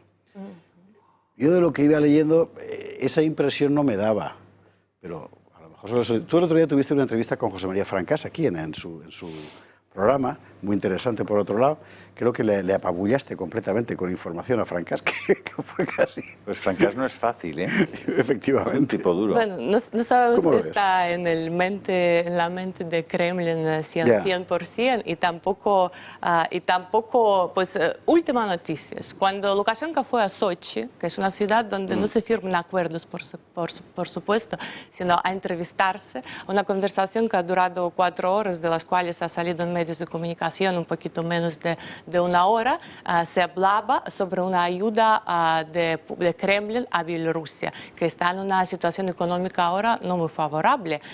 Sin embargo, había una discrepancia sobre el estilo de esta ayuda, que era bastante poco y faltaría hasta octubre, más o menos, un poquito más, para que pueda sostener esta situación. Por lo tanto, estamos viendo que con esto se demuestra que Putin está dando también los pasos muy lentos, viendo si puede estar apoyando un presidente cuya legitimidad está cuestionando. Y también tenemos que decir, hasta 14 de septiembre, hasta este viaje, Kremlin no se pronunció de una manera muy clara y no hizo una intervención muy clara dentro de los asuntos internos de Bielorrusia. Esto es muy interesante, porque ¿cuántas bases militares rusas hay en Bielorrusia? 2. 2, ¿no? 2. Nosotros tenemos una cooperación y formamos parte de la organización de una alianza política militar, que es OSCE, y en base de esta alianza, pues se dice que cuando haya una amenaza de la integridad territorial y de la soberanía del país, pues los miembros de esta alianza pues pueden defender y apoyar los territorios. Lo que pasa que hasta el momento, de una manera, yo creo que es muy difícil decir que hay un problema de la territorio, porque ningún vecino europeo, de una forma explícita o no explícita, está diciendo que hubiese querido tener esa parte. Ahí te quería preguntar yo, es decir, la Unión Europea está metiendo ahí, igual que lo ha hecho en Polonia, por ejemplo, pero en fin, la nariz. Muy poco y posiblemente demasiado poco, por una parte. Por otra parte, es un asunto interno. Porque es un asunto interno con un marco internacional muy importante. Porque lo que está pasando en Bielorrusia y todas las votaciones no iban más para apoyo de Tikhanovskaya, por ejemplo, la que podría ser presidente, sino eran los votos en contra del presidente actual por la gestión del coronavirus, por el sistema, por economía y porque ya también hay una nueva generación que no tiene tanta nostalgia a la Unión Soviética económica, etcétera, etcétera. Entonces, es verdad que últimamente Borrell y bueno, la Unión Europea ha pronunciado que no reconocen como presidente legítimo a Lukashenko, que van a introducir sanciones, que por cierto 20 personas al principio estaban bajo las sanciones durante muchísimos años, y no creo que los capitales principales están dentro de la Unión Europea, estarán en otros países, pero vamos a ver cómo se desarrollan estos pasos. Y los países más activos, es obvio, los vecinos de Bielorrusia, que es Polonia, que tenemos una historia en común, los intereses y pretensiones. Complicada historia común. Bueno, es verdad, pero en un momento dado, cuando Bielorrusia tenía que elegir con quién vamos a estar unidos, con los rusos o con polacos, era su elección, porque era una situación bastante difícil, pero no podemos olvidar que también tenemos en el territorio una parte de los católicos, que es importante, donde catolicismo y ortodoxia habían sobrevivido. Porque eso era Polonia, antiguamente. Era Reich Pospolita. Era la unión. No, era entera Bielorrusia. Digo que la parte católica es la parte occidental. No, es más, sí, pero es más. Sí, se puede decir que es polaca o lituana. Claro. Que era la... si le vais a discutir a ella sobre Bielorrusia. Es un pero historiador. Macho, por muy historiadores que seáis, es verdad que ha habido un corrimiento de fronteras después de la Segunda Guerra Mundial, en fin, pero bueno. Pedro, lo fundamental que a mí me interesaba saber era si, igual que los gobiernos polaco o húngaro, por ejemplo, sobre todo el polaco y el eslovaco, han denunciado intromisiones de la Unión Europea dentro de su política interior, si en el caso de Bielorrusia se podía decir algo parecido. Lukashenko, el presidente actual de Bielorrusia, en su último discurso había dicho que las fronteras, por cierto, ayer ha anunciado, no sé si era forma espontánea, ha dicho que las fronteras occidentales con Polonia y Lituania podrían estar cerradas y van a endurecerse bastante con Ucrania por las decisiones políticas que habían tomado, sobre todo los países bálticos. Y también los países como República Checa, en un momento dado, también había tenido una cierta influencia. Bueno, desde el punto de vista de... Hay muchos estudiantes que van a estudiar ahí, hay medios de comunicación en Polonia que tenían que irse ahí y están presentes. En Lituania tenemos nuestra guerra por el tema de la estación nuclear, es decir, los bielorrusos decidieron para tener una alternativa, pues construir una estación nuclear en la frontera de Lituania. Pero Lituania antes, porque tenía que estar cerrada la estación nuclear, pues querían guardar los residuos nucleares en la frontera con Bielorrusia. O sea, tenemos nuestros pequeños... Pero no tenéis COVID, porque no veo a los manifestantes con mascarillas. O es que cuando te manifiestas contra Lukashenko no lo coges. Sí. Pero se había dicho durante la gestión de COVID que lo que puede ayudar es vodka, hockey y sauna. ¿Vodka? ¿Qué? Hockey y sauna. Hockey y sauna, con eso ya es suficiente. Pues sin hay embargo, que decírselo a Isabel Díaz porque si hubiera sido por las saunas, la familia Sánchez no lo hubiera cogido y sin embargo sí lo cogieron. Pedro Barbadillo. Oye, de la misma manera que se ha mencionado que una versión que está circulando en Occidente es que Putin se quiere merendar Bielorrusia, también se está diciendo por parte de algunos círculos, vamos a decir, pro-Kremlin, que hay ahí una especie de revolución de colores movida desde el exterior. O sea, estos son revoluciones, movimientos absolutamente populares. ¿Hay algún tipo de...? 2 minutos para contestar. Es muy interesante la pregunta porque no salió mucho en los medios de comunicación sobre qué tipo de manifestaciones estaban saliendo en Rusia, Khabarovsk, por ejemplo, y sobre los resultados electorales al nivel más pequeño en Rusia. Pues parece ser que Kremlin no es anti-Kremlin, hay una cierta oposición. Entonces decían, todas las manifestaciones que pueden estar con la sociedad civil con mucho éxito en Bielorrusia, a ver cómo eso puede traducirse en el caso ruso. Por lo tanto, esta moneda también estaba tratando de jugar Lukashenko, diciendo que los rusos, Kremlin, no los rusos, tienen que ayudar con la gestión de todas esas turbulencias, porque si no, lo que puede haber en su propia casa también problemas. Por otra parte, Kremlin, yo pienso que Rusia no está en condiciones de ayudar económicamente o de alguna manera pues llevar a Bielorrusia, que es un país demasiado grande, creo, si comparamos con Moldavia, Armenia, y con una industria bastante más desarrollada en algunas partes. Que no la controlas con un batallón, vamos. Sí, por lo tanto, poder tragar todo eso y ya sabemos, si vemos el ejemplo de Crimea, de lo que pasó, pues podría ser esa política poco popular para Rusia y para los rusos. Pero yo creo que desde el punto de vista ruso el problema no es...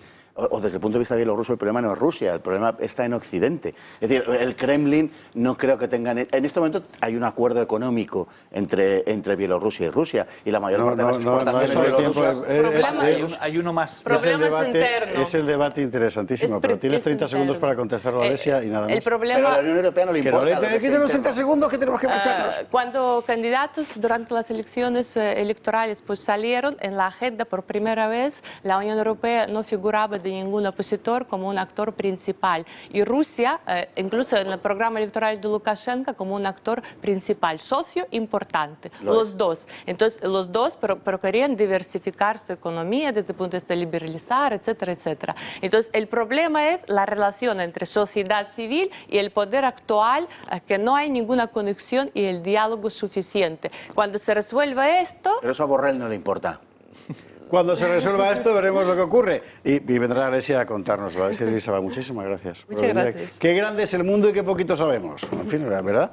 Señores, hemos de marcharnos porque tenemos que dar paso a la entrevista que teníamos otro día con la doctora Luisa González. Su candidatura ha ganado las elecciones al Colegio de Médicos de Madrid, y también lo que contaba Rafa Rossi el otro día de por qué hemos fracasado tanto en la pandemia. Y el tiempo manda. Pedro, Carlos, don Fernando, don ¿Podemos Julio pedirles las llamadas a los espectadores? Lo están viendo ya. Alex Elisa, un placer. Muchísimas gracias. Y nosotros les dejamos con estos dos contenidos de enorme interés. Les recuerdo una candidatura en el Colegio de Médicos de Madrid que ha ganado fundamentalmente proponiendo que se elimine la ley de eutanasia. Eso es fantástico. Esto es algo inconcebible. Hasta ahora mismo. Una situación como esta, la persona adecuada para inaugurar hoy el programa, en realidad hay dos. O el doctor Burgueño, que estuvo ayer y viene mañana, o Rafael Rossi, que está con su libro de Toda la verdad sobre el coronavirus, y además que trae información, en fin, con fundamento. Rafael Rossi, muy buenas noches, ¿cómo estás? Buenas noches, gracias por invitarme de nuevo. Faltaría más, además, el agradecido soy yo, porque con todo lo que está pasando hoy, es más pertinente que nunca preguntarse qué es lo que ha pasado. Es decir, cómo es posible que estemos así, hasta el punto de que el ministro de Sanidad alemán, me parece que era ayer o antes de ayer, decía que no entendía lo que estaba pasando en España y que estaba preocupadísimo. La verdad es que lo que ha ocurrido no ha ocurrido hoy, es algo que ha venido ocurriendo desde antes, vamos, desde el mes de junio, de hecho, ¿no? Desde que se abandonó, digamos, esa fase absurda, digamos, de desescalada en un régimen completamente absurdo, ¿no? Entonces, si uno va viendo los datos de lo que ha ido ocurriendo en todo este tiempo, pues claro, ya se veía que íbamos a acabar en una situación como la que estamos viviendo hoy y como la que vamos a vivir. Esta semana han empezado los colegios, ya veremos cómo va a ir evolucionando, pero empieza a ser preocupante otra vez, ¿no? Vamos a ver, el libro de Rafa Rossi y otro material que trae hoy, por cierto, es muy importante, yo creo que es trascendental absolutamente para entender qué es lo que ha pasado. Y esto no es una cuestión de derechas o de izquierdas y tal, o sea, no tiene nada que ver con eso. En realidad es quién se preocupa en serio cuando tiene un problema y quién no. Y quién tiene otras cosas delante, que es exactamente lo que pasa aquí. Por ejemplo, Rafa Rossi trae una serie de gráficos que son de una importancia extrema. Por ejemplo, el de la anticipación. ¿Quién se anticipó a tomar medidas y quién no? ¿Y qué es lo que ha pasado? España está francamente mal en anticipación, lo cual desde mi punto de vista lo explica todo, porque un virus es una cosa que no puedes controlar. Cuanto más tardes en tomar medidas, más difícil será después controlar los contagios. La verdad es que a mí este gráfico me gusta mucho porque traza una correlación perfecta entre los niveles de anticipación y los resultados finales. Y ese sentido común, bueno, aquí podríamos decir que serían un poco las notas, ¿no? Hay dos notas excelentes, la de China, en fin, que no cuenta mucho, posiblemente el examen ya lo tenían antes, Taiwán, que fue el que más anticipó y que gracias a eso, porque cuando tú te anticipas, ¿y cuál es la medida de contención más importante? Cerrar las fronteras. Si tú cierras las fronteras, no tienes el virus en tu casa y por tanto puedes relajar todas las otras medidas que tienen que ir tomando. Hay que recordar que aquí se pidió cerrar las fronteras por parte de Vox, pero no solo de Vox, desde principios de febrero, si no recuerdo mal. Yo recuerdo, el 27 de febrero hubo una sesión, fue Stigman en el Parlamento que lo dejó de una manera clarísima. Y antes de eso lo había publicado Abascal en Twitter, efectivamente. Sí. Y le contestaron, vamos, que es que era una cosa que si era... En fin, conviene recordar todo esto, porque claro, las cosas tienen razones, ¿no? Pues en este cuadro se ve, pues claro, pues esos grupos, ¿no? Es decir, todos los países europeos que aprobaron, como aquí pues hemos puesto algunos ejemplos, Noruega, bueno, lo que hay en el gráfico quizá hay que explicarlo, en las ordenadas es la caída del PIB y en las coordenadas es el número de fallecidos. Entonces esa línea diagonal lo que está separando son los países que habrían aprobado de los que no. Los que no, en todos los casos coincide que hay una circunstancia pues que hizo que no se anticiparan. En el caso de Francia, por ejemplo, fueron las elecciones municipales el 15 de marzo. En el caso de Bélgica era la constitución del nuevo gobierno, que no se produjo hasta el 16 de marzo. En el caso del Reino Unido, pues fue un error político de decidir un sistema... Un error de cálculo absolutamente. Completo. Y que bueno, pues corrigieron el 17 de marzo, demasiado tarde. En el caso de Italia es el factor sorpresa, claro, se lo encontraron sin que supieran ni qué era eso, ¿no? Es decir, ni qué consecuencias iba a tener. Y luego está el caso de España, donde además del retraso deliberado con muchísima información, y eso está muy probado, pues luego pues se tomaron muy malas medidas. Principalmente el motivo por el que está ahí los fallecidos es por la gestión que se hizo en el tema de las residencias, que fue nefasta, ¿no? Aparte del tema de los abastecimientos. Pero claro, en este gráfico se ve muy claro, aquellos que anticiparon y sobre todo con las medidas de contención más importantes, que es la cierre de fronteras, pues han podido disfrutar o sus economías disfrutan de una caída mucho más baja. Ahora hablaremos de la previsión del Banco de España para la economía española, que es terrible, sobre todo por la recuperación. Segundo gráfico, muy importante, el de los 40 días perdidos. Sí, en este gráfico, este es un gráfico, vamos, el gráfico lo que describe es los casos diarios, ¿no? Entonces, yo he señalado 3 puntos. El 27 de febrero pues debería haber sido la fecha en que se debería haber iniciado las medidas serias de contención, y no se hizo, ¿no? Y por eso hubo ese disparo. Luego, pues todos sabemos que pasamos un confinamiento el más duro del mundo, que se iba prorrogando por quincenas, y hubo un momento donde el 9 de mayo fue que ya había finalizado, pero se prorrogó ya sin el apoyo del Partido Popular y ya con mucha presión, porque realmente los niveles de contagio, yo creo que se ve clarísimo en este gráfico, pues habían bajado muchísimo. Hay que decir que yo lo he leído varias veces ya esta semana, que cada vez más los medios de izquierda van diciendo que el motivo de los actuales rebrotes es que la presión de la derecha hizo que estas medidas, que ese proceso de desescalada no fuese todo lo largo y duro que debería haber sido.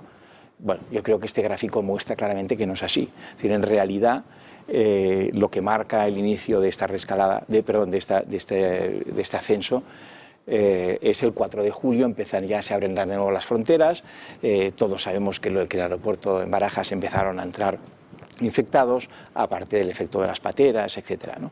Entonces, claro, es un gráfico muy elocuente, porque el coste que tuvo esas 3 prórrogas que están marcadas en rojo, el coste económico, fue altísimo. No se puede 4 de julio, es muy interesante porque lo que se está viendo, y yo, en fin, no sé, a veces igual es que yo soy muy tonto y entonces lo entiendo mal, y los políticos son listísimos, como acreditan todos los días, y ellos tienen la solución del asunto. Pero vamos a ver, si está demostrado que no es tanto la movilidad como la circulación, que son 2 cosas distintas, ¿verdad?, lo que te provoca un aumento de contagios, si está demostrado que la movilidad te permite mantener la economía, que es la circulación, o que tendría consecuencias lesivas desde el punto de vista sanitario, ostras, permite la movilidad, limita la circulación.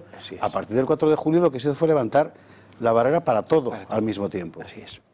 Así es, el problema es que se hizo muy mal. Todo el proceso recuerdo cuando llegó Sánchez después de sus larguísimas vacaciones, dijo que la culpa la teníamos los españoles porque nos habíamos relajado, ¿no? Claro, él estaba en tensión creativa. Efectivamente. Claro, la realidad es que no es esa, ¿no? Que el sistema fue muy malo. Yo creo que el siguiente gráfico todavía lo muestra de una manera muy clara y es muy importante. No sé si lo tenemos, es el de ese. No, este es el de los test. Este es el de los test. Sí que es este, porque está mostrando... Ah, sí, perdón, tienes toda la razón. el comparativo solo con Francia, sí, que es el peor de los países europeos. Vale. Si hubiésemos puesto otros, se vería que los niveles...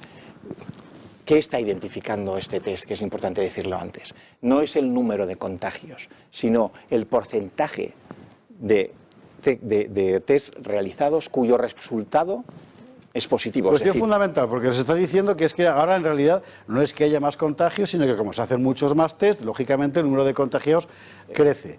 Tú dices que eso es verdad, pero que además y sobre todo estamos hablando del número de la proporción, digamos, de la correlación entre el número de test y número de contagios. Claro, porque el dato solo del número de contagios no sirve para nada si no va relacionado con el número de test. Obviamente, si aumento los test, pues me saldrán más contagios.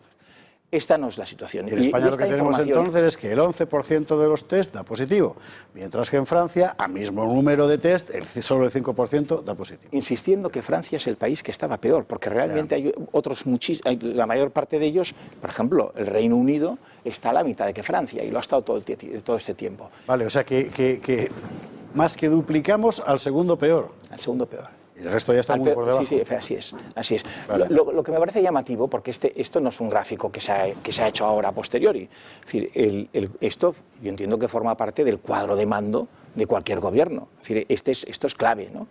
Y como podemos ver, ha ido aumentando de manera casi lineal durante todo este tiempo hasta hoy. El 8 de agosto estábamos ya en el doble que el Es muy interesante porque efectivamente ese gráfico por fechas viene a coincidir el aumento exponencial del pico con las vacaciones del gobierno. Así es. En fin, las cosas son como son. Mire usted las fechas. Sí, claro, es decir, que el gobierno debía estar recibiendo esa información mientras Isabel Celaá posponía a finales de mes la reunión con las comunidades autónomas para vuelta al cole. Así es. Ya. Por eso decía que lo que está ocurriendo hoy en realidad no es nada nuevo. Es decir, lo nuevo efectivamente ha sido que hay una actividad que no existía ahora, que eran los colegios, y que seguramente pues vamos a ver como un repunte importante. Pero todo esto se ha ido alimentando durante todo el verano sin que haya habido reacciones. ¿Sabes lo que es terrible? La impresión que da, y seguramente además es una fatalidad porque no tiene solución, la impresión que da de que ya hagas lo que hagas vas a llegar demasiado tarde. Sí. Es decir, solo puedes ir poniendo, calafateando aquí y allá el casco, ¿verdad? Y al final te sale una vía de agua por otro lado. Pero el problema es que se llega tarde y mal, porque hay una cuestión que es importante, aparte del control de los ingresos en el propio país, ¿no? Que es el rastreo de contactos. Ya. El rastreo de contactos es, claro, se inició, parecía que más o menos bien, porque claro, los casos eran pocos. A la que fue aumentando, enseguida se desbordó y empezó el descontrol. Fue una de las medidas, también hay que recordar, cuando volvieron de vacaciones, que entonces que si 2.000 militares iban a hacer rastreos, que si no sé qué, ¿no? Es decir, improvisando, como dices tú, improvisando, haciendo las cosas tarde y mal. Hay otra cosa que dijo y me parece importante recordar, ¿no? Que mencionó pues eso, que la culpa la teníamos nosotros, y yo me pregunto, es que ¿cómo pueden los españoles dar crédito, creerse lo que pueda decir un licenciado en filosofía que primero dudaba de las mascarillas sí, las mascarillas no, un presidente capaz de decir 2 mentiras en una sola frase, o un funcionario que... Haces bien en decirlo de un presidente en lugar de un doctor en económicas, porque seguramente ahí habría sido... Eso va más ligado al tema de las mentiras, ¿no? No, es decir, que al final al cabo y ya la carrera se la sacó. En fin, ya sabemos. Claro, tú das crédito o no das crédito a lo que te viene. Toda la información, por otra parte, que te llega es bastante confusa. Y además mediatizada por un señor que se supone que es el gran experto, que confiesa que no hay un comité de expertos. Yo estoy convencido que acabará saliendo un comité de expertos o de gente que cobró, pero en fin, ya lo veremos, ¿no? Que no eran tan expertos, pero en fin.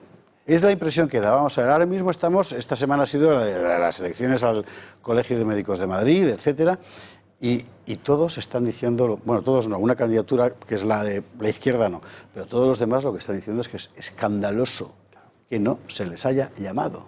es que la politización de la sanidad es tremenda, ¿no? Las causas, si lo comparas con otros países donde tú tendrías pues, a un doctor burgueño con todo un equipo de gente hablando de manera objetiva y diciendo aquello que realmente tienen que oír, y no lo que pueda decir Iván Redondo, quien sea, ¿no? Eso cambia mucho la situación. Y en muchos países ha sido así. Normalmente han sido además en aquellos países en los que, como decíamos antes, las medidas se habían anticipado, porque imponían, Grecia quizás sería el ejemplo más claro, ¿no? Donde se impuso el criterio científico sobre el político. En este país, pues lamentablemente, pues siempre se van con pasos que se van midiendo, con normas que van cambiando, que si ahora no se fuma, que si ahora no sé qué. Claro, es muy difícil que la gente se pueda creer que lo que está haciendo es correcto cuando le obligan a ir con mascarilla. Yo este verano veía, fui en la provincia de Teruel, a un pobre hombre mayor en todo el paisaje de Teruel, andando solo por el campo, con una mascarilla puesta. Dices, es que o cuando uno va por la calle, vas paseando, y tú llevas la mascarilla, estás obligado, y ves a la gente sentada en las terrazas, pues compartiendo gota gorda, o te pasa corriendo pues un hombre haciendo footing y te exhala ahí todos sus virus, ¿no? Y ya se ve que no es muy razonable cómo se está gestionando aquí, ¿no? Y eso, claro, pues, eso claro que se paga, obviamente, ¿no? Ahora estamos ya en los confinamientos y preconfinamientos. ¿Cómo lo ves? Seguramente sería inevitable, por más que nos fastidie, ¿no?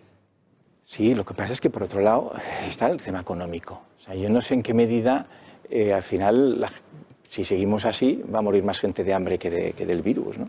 Está claro que hay que tomar medidas y hay que salvar las vidas, pero hay que procurar que sean más racionales que las anteriores. Espero que ahora mismo existan ya protocolos para derivaciones en las residencias y para, en fin, que fue uno de los principales fallos anteriores, y que se estén tomando medidas, pero nuestro margen se va recortando. Cada vez podemos hacer menos cosas, ¿no? Porque, en fin, insisto, es que si no la economía, bueno, y tú lo decías antes, con los datos con las previsiones del Banco de España y con las que van sacando mucha gente que todavía incluso son peores, ¿no? Rafael Rossi, muchísimas gracias. Le recordamos este libro, Toda la verdad sobre el coronavirus, de Rafael Rossi, en Homo Legends. Fantástico, porque es que es una avalancha, por otra parte muy clarita y muy bien ordenada, de datos uno detrás de otro. Un estudio absolutamente objetivo de todo lo que ha pasado, que da muchísima información, no solo sobre por qué pasó lo que pasó, sino también sobre qué es lo que puede pasar si seguimos cometiendo los mismos errores. Rafael, muchísimas gracias por estar aquí esta noche. Muchas gracias. Con nosotros.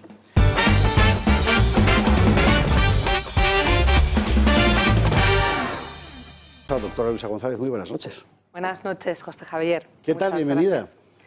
Estoy muy bien también, estoy preocupada por la situación que tenemos en los hospitales, pero estoy con muchísima ilusión porque este jueves pueden cambiar las cosas y podemos recuperar los médicos el liderazgo social que nunca hemos debido perder. ¿Por qué son tan importantes las elecciones a un colegio de médicos y en particular al de Madrid, que siempre se montan unos follones alrededor de esa elección? Son muy importantes. Bueno, la actual pandemia ha puesto de manifiesto las carencias que tenemos en el sistema sanitario y, sobre todo, lo poco que se ha escuchado la voz de los médicos. Si se hubieran escuchado y se hubiera llamado a los médicos y las voces expertas, las cosas se hubieran hecho antes y mejor. Las elecciones al Colegio de Médicos de Madrid son importantes por varios motivos. Primero, porque aquí estamos un gran porcentaje de los médicos de España. En segundo lugar, porque el Colegio de Médicos es la instancia más cercana a los médicos y es la instancia que puede dialogar de tú a tú con la Administración. Hemos sufrido en los últimos años una tremenda politización de la sanidad y nosotros queremos en nuestra candidatura y otras candidaturas que van también lo quieren, independizar, que el criterio médico se distinga perfectamente del criterio político, y eso creo que es un bien necesario para la sociedad y va a redundar en el bien de los enfermos. Ese es el motivo principal. La candidatura de la que usted forma parte, doctora, es la de Martínez Sellés. Sí, Manuel Martínez Sellés. Cardiólogo, si no me equivoco. Es cardiólogo del Gregorio Marañón en ejercicio. Como todos los que estamos en esta candidatura, somos médicos en ejercicio que nos batimos el cobre todos los días con los enfermos y que conocemos de primera mano cuáles son las necesidades de nuestros pacientes y las nuestras. ¿Qué ha pasado para que sea preciso que en unas elecciones a un colegio de médicos una candidatura diga nosotros somos ante todo médicos? Es que antes habían sido otra cosa, se buscaban otro tipo Es tremendo y parece increíble, pero es así. El médico ha perdido en la sociedad la voz que nunca debió perder, y el colegio ha perdido el liderazgo social, no es esa institución fuerte, y eso tenemos que conseguir cambiarlo. Tenemos que separar lo médico de lo político, en la vida diaria de los hospitales, en atención primaria, en todos los lugares donde se hace medicina, porque la medicina es servicio a los enfermos, la medicina está al servicio de las personas, del progreso científico y de la protección del ser humano, y esa es la esencia. Y los médicos tenemos cosas que decir, no solo en la pandemia, que afortunadamente hay esperanza de que se termine en algún momento, y se terminará, es algo coyuntural, pero la dignificación de la figura del médico, el valor intrínseco que tiene una profesión que es muy científica, pero que es, me atrevería a decir, que la más humana de las profesiones, o una de las más humanas, es imprescindible que se independice completamente de otros intereses y pueda tener su papel para ser útil a los enfermos. Todos somos pacientes alguna vez en nuestra vida. Lamentablemente, sí. En fin, otros perdemos la paciencia demasiadas veces. ¿Cómo ha visto lo de la huelga de las movilizaciones y la huelga de la atención primaria en centros de salud? Pues me parece que es uno de los problemas que tiene ahora mismo la sanidad madrileña. Los médicos de Madrid tenemos un problema en atención primaria.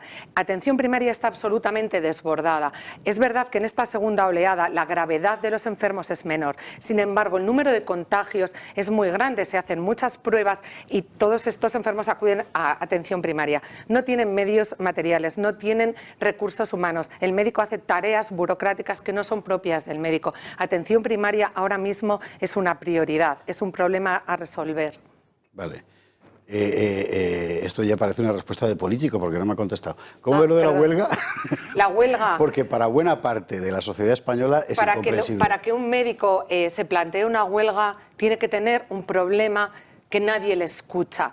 Porque los médicos, por naturaleza, estamos para servir, es una vocación de servicio, estamos para ayudar a los pacientes y nos cuesta muchísimo dejar de hacerlo.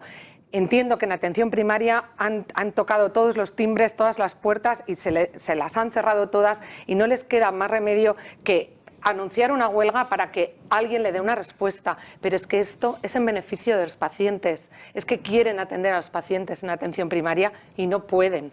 La Confederación Estatal de Sindicatos Médicos, nos lo contaba el doctor Toranzo el otro día, ha exigido al Gobierno, en fin, con una esperanza limitada, ¿verdad?, que quiten a Simón del medio y pongan a alguien que entienda, no solo arriba en la cabeza, sino a un equipo que lo hay.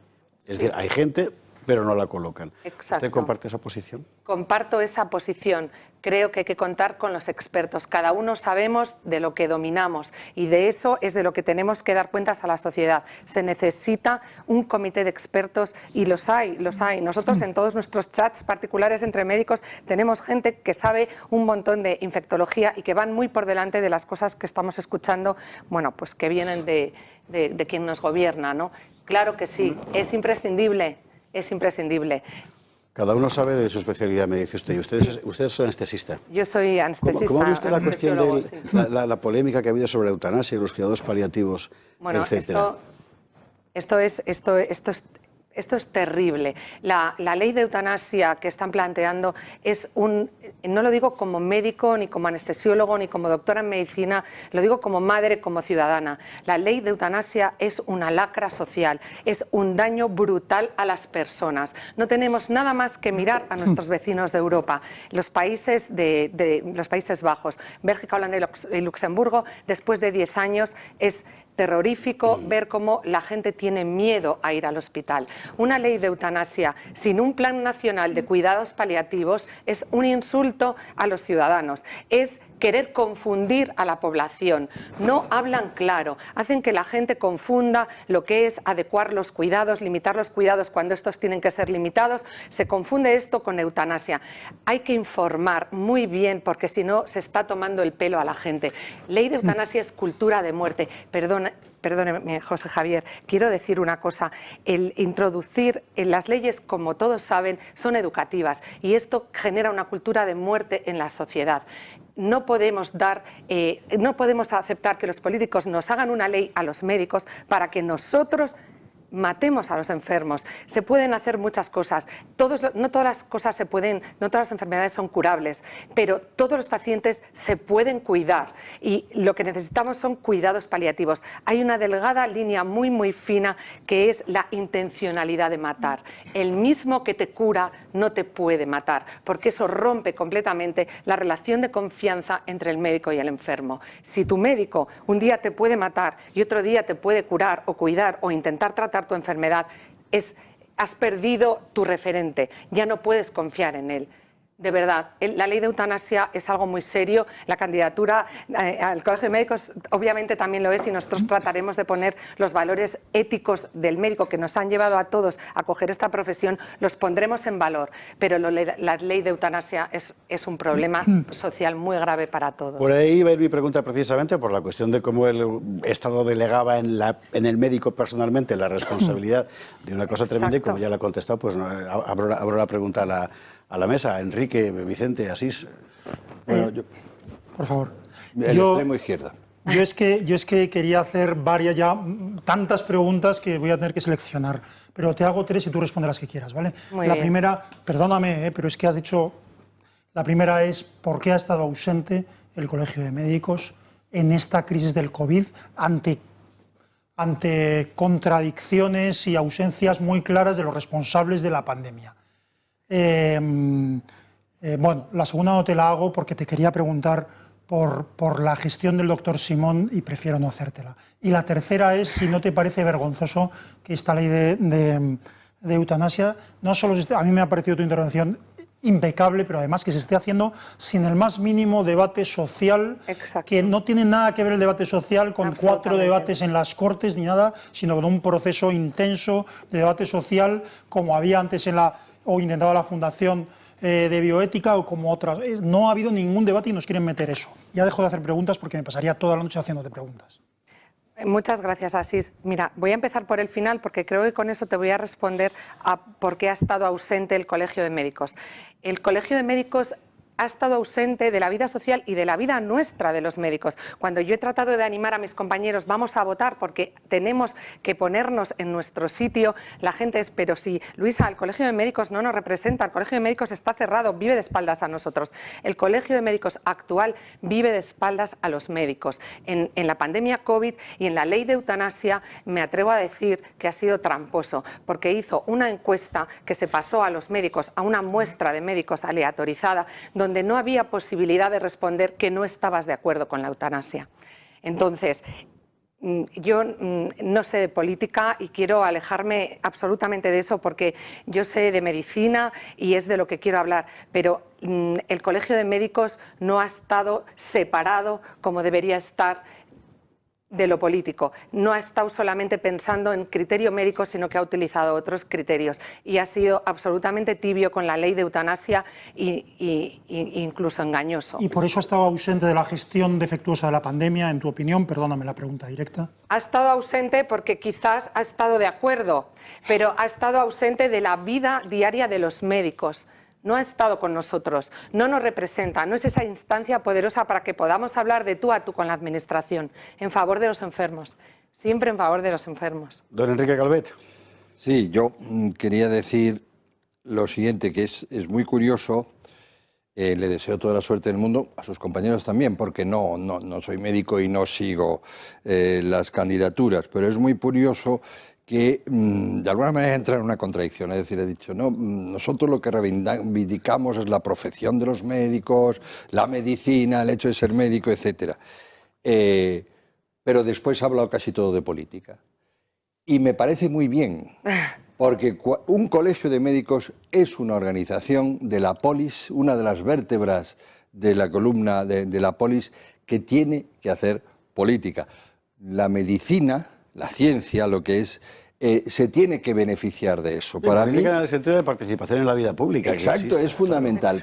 Pero es todo lo que ella ha dicho después, si me permite. Es decir, bueno, pero es que no hemos estado... Yo creo que el gran fallo que han tenido el Colegio de Médicos, que yo he percibido solo como... es haber aceptado durante tanto tiempo el bulo que se ha demostrado peligrosísimo, lo acabo de hablar con el doctor Butragueño, está de acuerdo, de que esta era la mejor sanidad del mundo, una de las mejores sanidades del mundo, lo cual era una gigantesca mentira. Y el Colegio de Médicos tenía que haberla delatado y haber colaborado a que así fuera. Ojo, yo creo que los médicos españoles son de los mejores del mundo. Yo he conocido medicina francesa, belga, inglesa, directa, de paciente o hermano, etcétera. Yo, honradamente, solo me fío de los... hasta americana. Para mí, honradamente, sobre todo en las grandes ciudades, como los españoles, ninguno. Y eso es una larga tradición. Está ahí el doctor Casas, el doctor que trató a mi abuela, Jiménez Díaz, etcétera. No es casual que los dos Nobel científicos que tengamos sean médicos, Severo Ochoa y Ramón y Cajal. No. Por lo cual, pero una cosa son los médicos. Y otra cosa es el sistema de salud, que es una catástrofe que incluso, digamos, desprecia o no le saca el partido de la calidad de los médicos. Y ahí, pero eso es política. Eso es política y ahí es donde creo que el Colegio de Médicos tiene que... Después, sobre la ley de eutanasia, es pura política lo que usted ha dicho. Es decir, es una visión política. Yo, como hijo de una madre de 96 años que me ha hablado mucho tiempo de estas cosas... ¿Por qué dices que es pura política? Se trata de hacer una ley que represente el contrato social de la polis. No, que y hacer una ley es hacer política. En la actual situación... ¿Cuánto daño? El constructivismo ha hecho muchísimo daño. Muchísimo. En la actual situación es una ley que lo que hace es delegar al médico o sobre el médico la responsabilidad personal de una decisión colectiva que significa suprimir una vida. Muy bien. No estamos en una situación de carnizamiento. Es como el aborto, si quieres. Sí, es diferente. Es un debate político, pero... No, pero es un debate, es un debate político, es un debate filosófico, Calvet. Si quiere, claro. Si quiere, de acuerdo, pero no me ha dejado terminar. Ya, claro que no. Es una ley... Y date por contento con que te dejo empezar. Es una ley que tiene que sacar un parlamento, elegido democráticamente, etcétera, ¿verdad? Y la ley puede ser muy mala. Sí, yo tendría que leerlo. ¿verdad? Es muy mala. Pero no... Es muy mala para la ley ti, puede ser muy mala, y para mi madre probablemente, etcétera. Y por supuesto lo de la ley de paliativos, eso ni lo discuto, eso es indispensable. Pero... Ahí estamos. La eutanasia no tiene por qué ser muy mala. No es lo mismo. Entonces tú llevas a la política el hacer una ley o el impedir que se haga una ley mala. En ese sentido digo que es política. ¿Puedo comentar algo? Pues debes hacerlo, médicos, sí, porque si no, este señor y yo no vamos a acabar toda la noche, o sea que mejor que... Sí, mejor. Como muy bien comentaba Asís, no ha habido un debate social, no puede haber debate social sobre una cuestión que no se clarifica. Hay que informar muy bien a la población. ¿Qué es limitación del esfuerzo terapéutico? ¿Qué es sedación en situación terminal? ¿Qué son los cuidados paliativos? El mensaje de los cuidados paliativos no se difunde en España. No tenemos paliativistas, igual que también hemos visto que no tenemos suficientes camas de intensivos. Todo eso es un problema social que a la gente no se le explica bien. Entonces no se hace debate social, ni tampoco se les pregunta a los médicos. La mayoría de los médicos, la inmensa mayoría, y yo también conozco médicos que están a favor de la eutanasia, pero la inmensa mayoría estamos en contra, porque nosotros estamos para el bien integral del enfermo, para que no sufra, para cuidarle, para curarle si podemos, para consolarle siempre. Pero nunca estamos para proporcionarle intencionadamente la muerte. Podemos hacer cosas que le llevan a morir o que le dejan morir, porque la muerte natural tiene que llegar. Claro. Para todos, es así. Tenemos fecha de caducidad. Pero han legislado los políticos. Yo no quiero hacer política. A lo mejor lo hago sin querer, pero no quiero hacerlo. Como decía Aristóteles. Los políticos hacen una ley de eutanasia sin contar con la sociedad, sin explicarle a la gente lo que es y nos dicen a los médicos, que nosotros la ejecutemos, no con mis manos. No, pero eso es un grave problema político. Con ese mensaje de no con mis manos nos quedamos porque está francamente bien. Luisa González, doctora, muchísimas gracias por estar aquí esta noche.